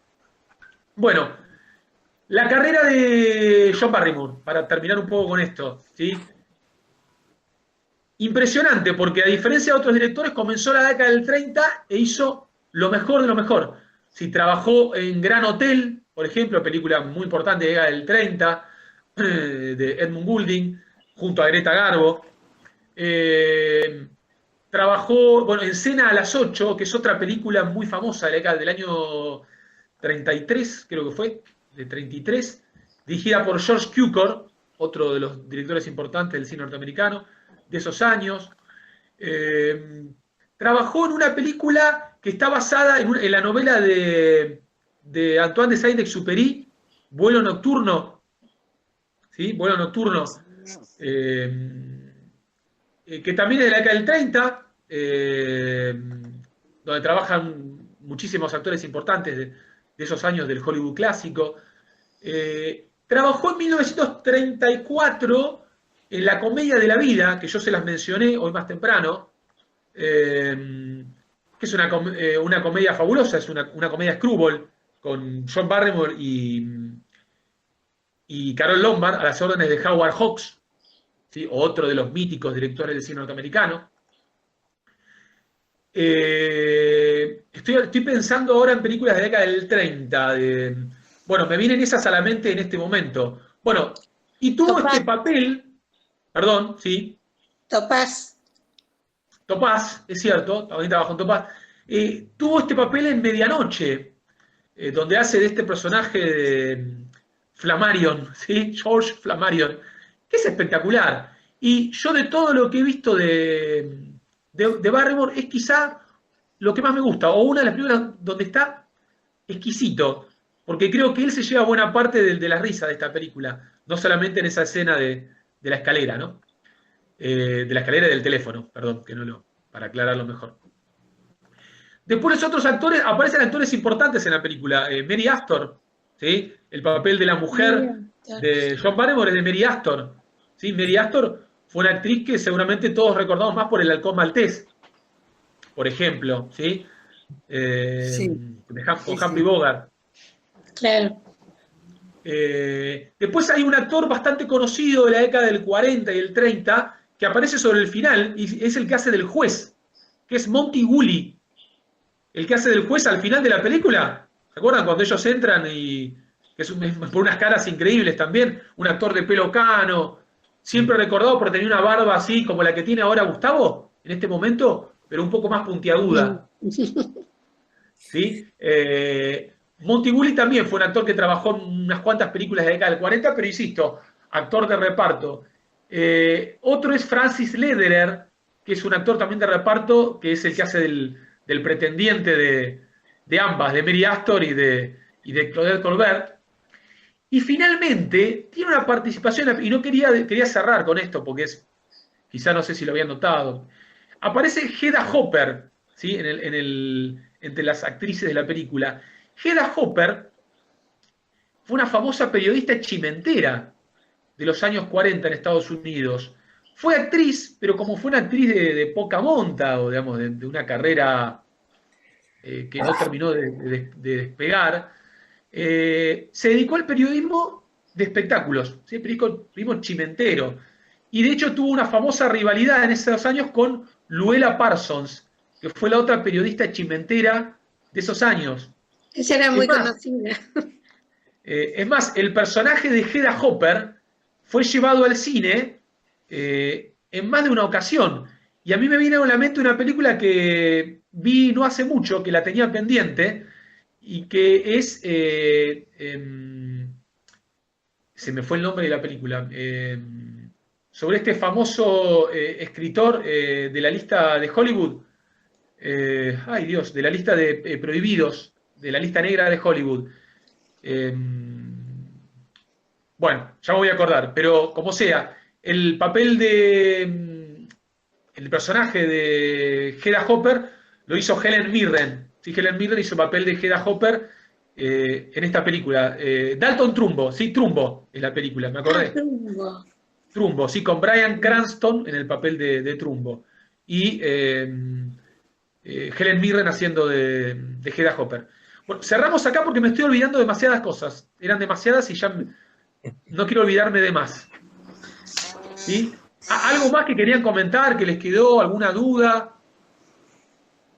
Yo quería comentar algo muy simpático que tiene que ver con la inmensa admiración que Billy Wilder tenía por Ernest Lubitsch. Siempre lo consideró su gran maestro. Entonces, en relación a lo que vos mencionaste antes del toque Lubitsch, que era ese modo tan particular que tenía Lubitsch de aplicar en todas sus películas, siempre Billy Wilder, cada vez que hacía una película, pensaba, ¿cómo lo habría hecho Lubitsch? Decía, esta situación que yo quiero resolver, ¿cómo lo habría hecho Lubitsch? Y dice, luego lo hacía, pero nunca me salía igual ni tan genial como el maestro. Es muy bueno. Eso fue lo que él decía siempre en reconocimiento al gran Ernest Lubitsch. Y quiero decir por último que hay una película que a mí me parece extraordinaria de Lubitsch que se llama Ser o no ser, que es una parodia sobre la época del nazismo. grupo de actores. Es extraordinaria, las recomiendo. Bueno, eso era nomás. Bueno, estamos hablando de una película... Sí, Alicia, sí. Yo estoy admirada de todo lo que saben realmente, por eso me quedo calladita. A mí me encanta el cine, pero nunca profundicé demasiado. Pero quería comentarte que en esta película que vimos, John Barrymore, me causó mucha gracia, tiene la misma expresión que Peter Sellers para mí. Me recordó muchísimo a Peter Sellers. Los gestos, las miradas, cuando picaronas, digamos, ¿no? Y yo a Peter Sellers lo admiré, me encantó el tipo de humor. Nada más que eso quería aportar y agradecerles a vos como jefe y a Noemí, Gustavo y Eugenia como adjuntos. Bueno. Nada, no, yo soy muy ignorante. De lo único que sé un poquito es de bandas sonoras. No, estuvo muy bueno. Apoyo lo que acabas de decir, realmente. Gracias, Alicia, gracias. Sí, por favor. Muy bueno todo lo que aportan. Con respecto a lo que decíamos recién de Lubitsch, me acordé que hay una anécdota que tal vez no sea cierta, pero dicen que fue al velorio Billy Wilder y todos decían, ¿qué haremos sin Lubitsch? Y él dijo, ¿qué haremos sin las películas de Lubitsch?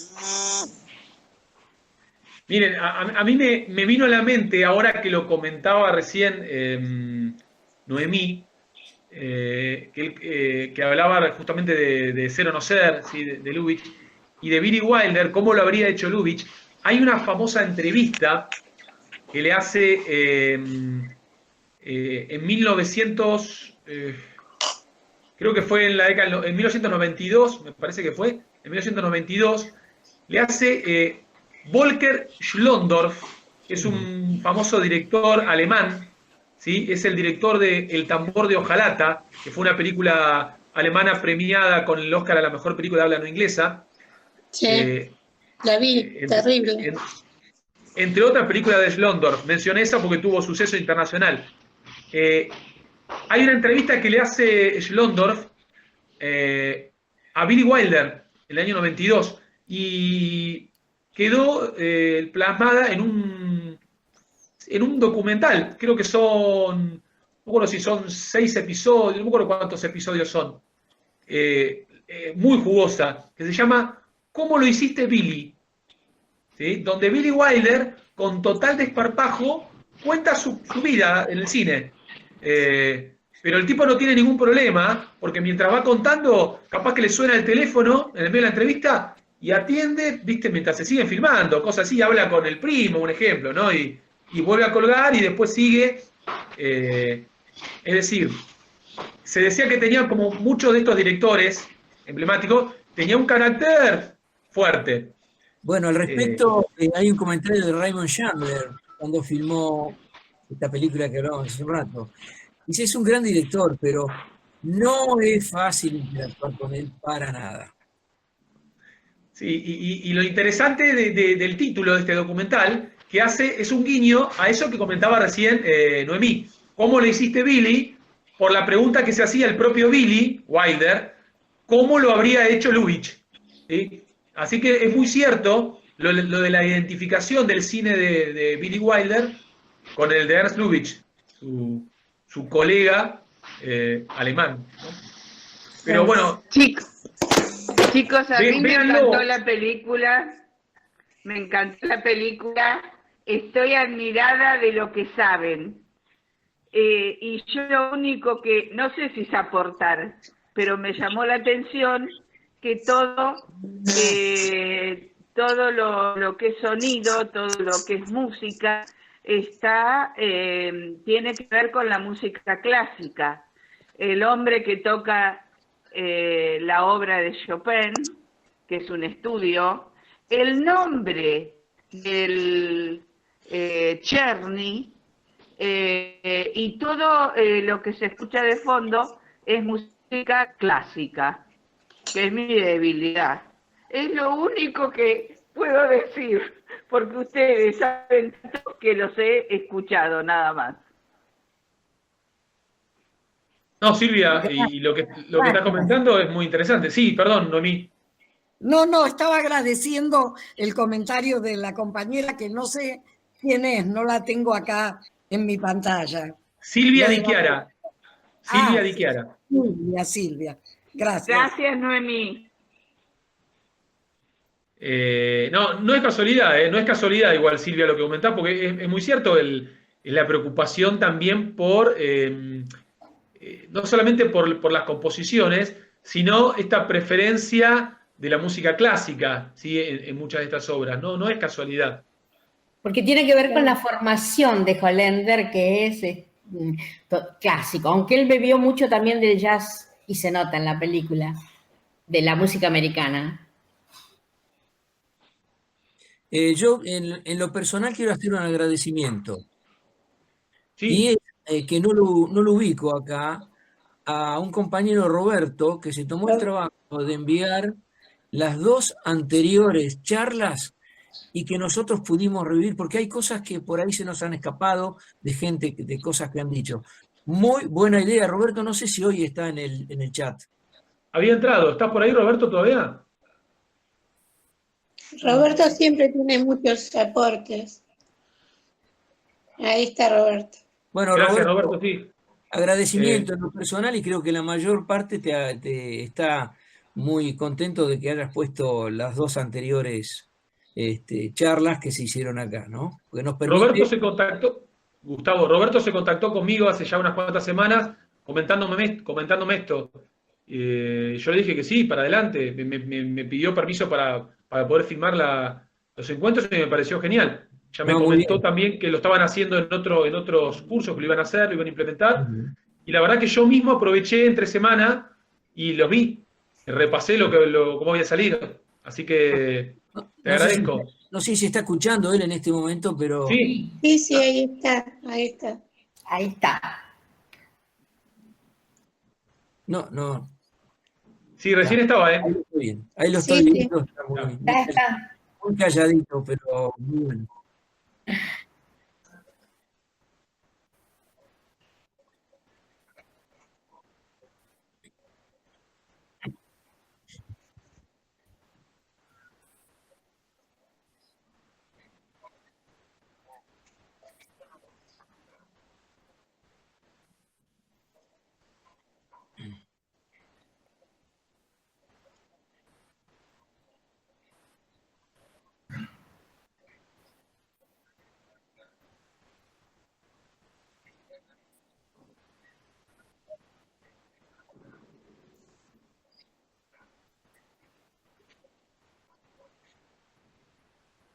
Gracias, Roberto. En serio. Muchas gracias. Gracias. Bueno, espero que les haya gustado el encuentro, ¿sí? Mire, les voy a decir la verdad. No les digo qué título les voy a subir, porque tengo 2 y no sabía cuál pasarles para esta semana y cuál para la otra. Entonces, como no me decidí, ya veo que les digo uno y después digo, no, les mando el otro. No les digo nada y sorpréndanse como la semana pasada. Sorpresa. ¿Sí? Hasta ahora las sorpresas han sido muy, muy interesantes. Sí, Roberto.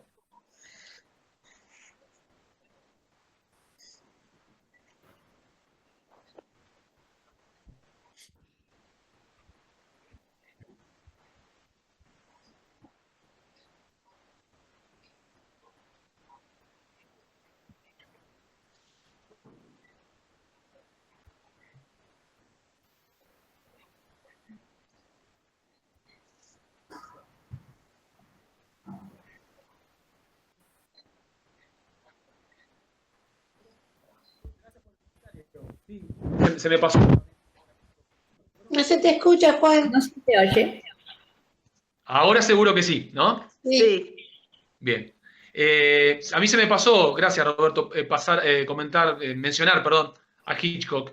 Fueron pocos, la verdad, los directores que tuvieron esas facultades, ¿no? Me refiero, no independencia absoluta, pero sí cierta independencia para llevar adelante sus proyectos. En el caso de Chaplin, porque él mismo hacía todo, ¿no? En el caso de Orson Welles, porque bueno, a través de algunas participaciones, como decían, en películas menores, se costeó las producciones de los proyectos que le interesaban, pero en el caso de Welles los tuvo que ir a filmar a Europa. Bueno, el caso de Kubrick, años después, pero también se fue a filmar a Inglaterra. El de Hitchcock es un ejemplo notable en el periodo de esplendor de los grandes estudios. Sí, no, es cierto, no había muchos directores como Hitchcock. Por eso yo la semana pasada, o la anterior, creo, lo comenté, ¿no? El hecho de que Hitchcock logró unir al cine de espectáculo con el cine de autor. Y la realidad es que pocos autores lo han logrado, pocos directores hoy en día pueden ser considerados tanto directores de cine arte como directores de cine espectáculo.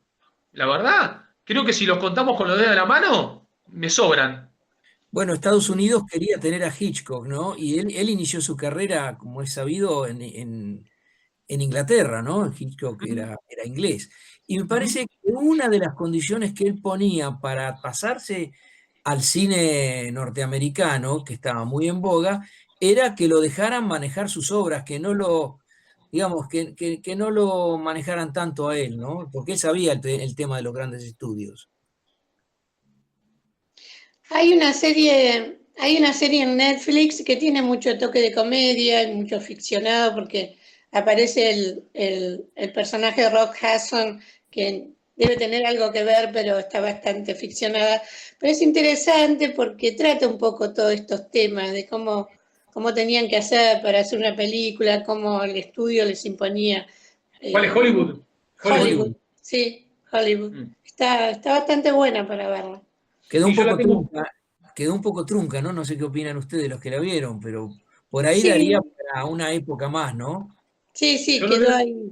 No la vi, la tengo pendiente de ver, pero no la vi todavía. Bueno, habla mucho de las miserias de los actores de Hollywood, Sí, ¿no? Es sí, miseria, y así es la vida, ¿no? Tal vez un poquito exagerada, no sé, me parece, pero no sé. Yo defiendo a los actores, pero creo que está un poco exagerada. Y hablando de actores, no, lo que quería decir de John Barrymore, que desgraciadamente tuvo una muerte muy temprana por su alcoholismo.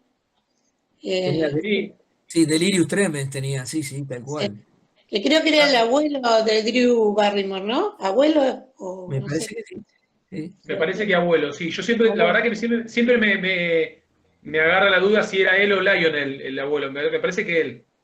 Juan, claro, no sé. ¿Cómo los ubicás a los tres iniciales Barrymore en talento y en otro tipo de posiciones personales? ¿Cuál me gustaba más de los tres, decís? Si te gustaba o si alguno tenía algo distinto a los otros.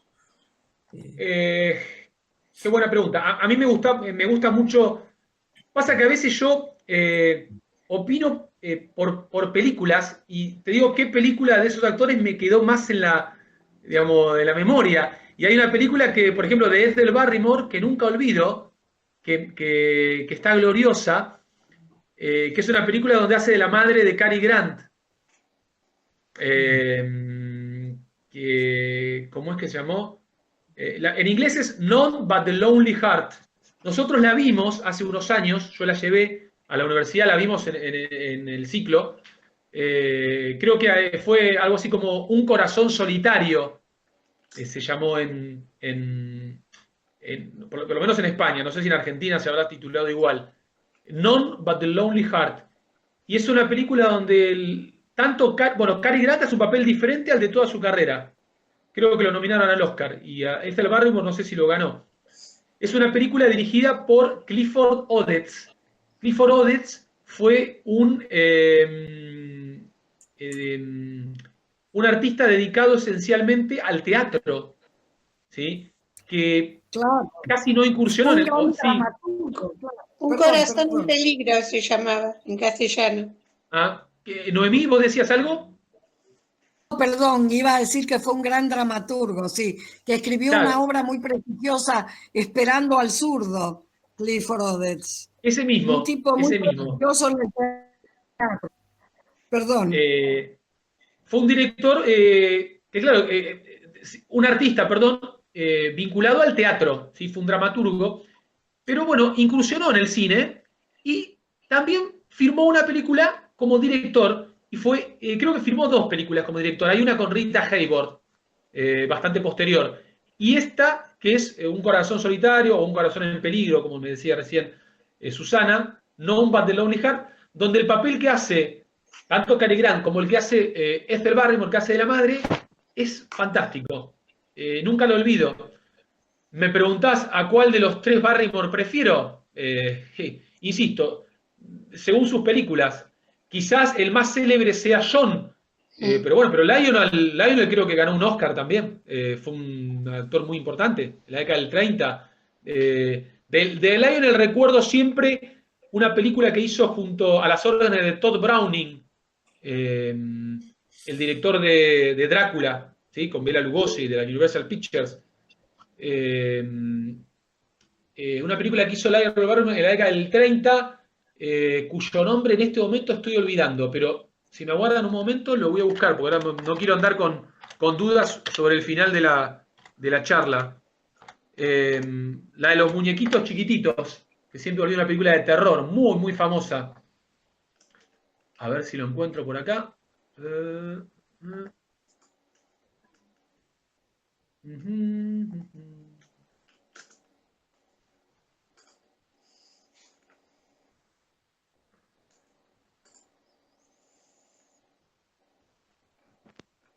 Bueno, vi otra acá buscando, Remordimiento, ¿sí? Esa es otra película notable, donde trabaja Lionel Barrymore, hace el protagónico. Remordimiento es otra de las grandes películas de la década del 30, nosotros también la vimos, basada en la obra de Maurice Rostand, sobre el muchacho que vuelve de la Primera Guerra Mundial para hablarle a la familia de otro muchacho que fue a la Primera Guerra Mundial y murió en la misma.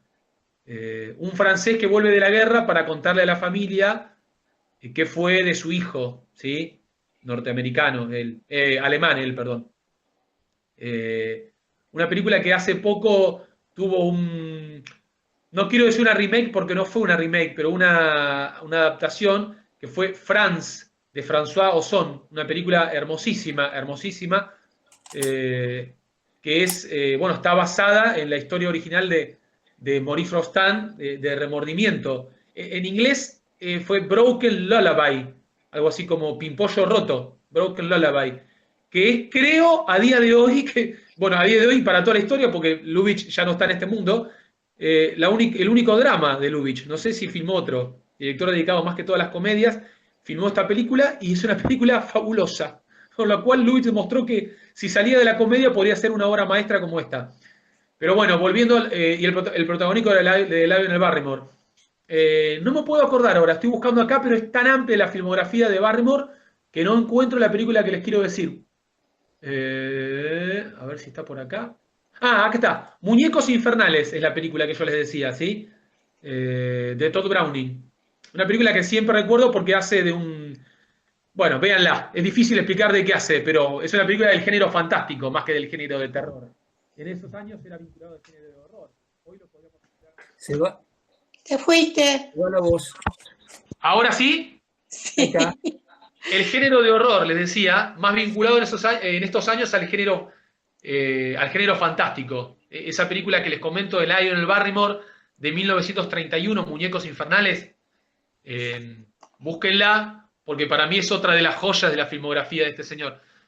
Creo que tanto uno como el otro, tanto Lionel como John, tuvieron su valor. Lo que pasa es que John murió joven, también es cierto. Y Lionel pudo desplegar una carrera más amplia. Lo mismo es el Barrymore, ¿no? No murió mucho después de la película de Midnight, unos 5 o 6 años después de esa película murió. Y mirá, fíjate que es hasta paradójico que la coestrella de la comedia de la vida, que la mencioné, 20th Century, Carol Lombard, también murió muy joven en un accidente aéreo, en 1942, creo. Hago memoria, Carol Lombard, que estuvo casada con Clark Gable, por ejemplo. Clark Gable, sí. Trabajaron juntos en esta película con John Barrymore, que les decía, en el año 34, y los dos murieron muy jóvenes. Sí, sí. Bueno, estamos justo en las 2 horas de encuentro. Un récord absoluto. Solo comparable con los encuentros presenciales. Así que el que debe andar, lo digo así de modo vulgar, a las puteadas, debe ser Roberto, que le salió un video larguísimo, pobre. Tiene trabajo, Roberto. Bueno, ¿nos vemos la semana que viene? Nos vemos. Buen fin de semana para todos. Voy a tratar de madrugar, nunca llego a tiempo. Gracias, buen fin de semana. Hoy más gracias, tarde, hermoso hoy a la tarde les encuentro. envío el link de la nueva película. Bueno, muchas gracias. Listo. Gracias. Buenísimo, Nos vemos. gracias a Muchas todos. gracias, Chau a Juan. todos. Nos vemos. Gracias por estar. Chao. Chao.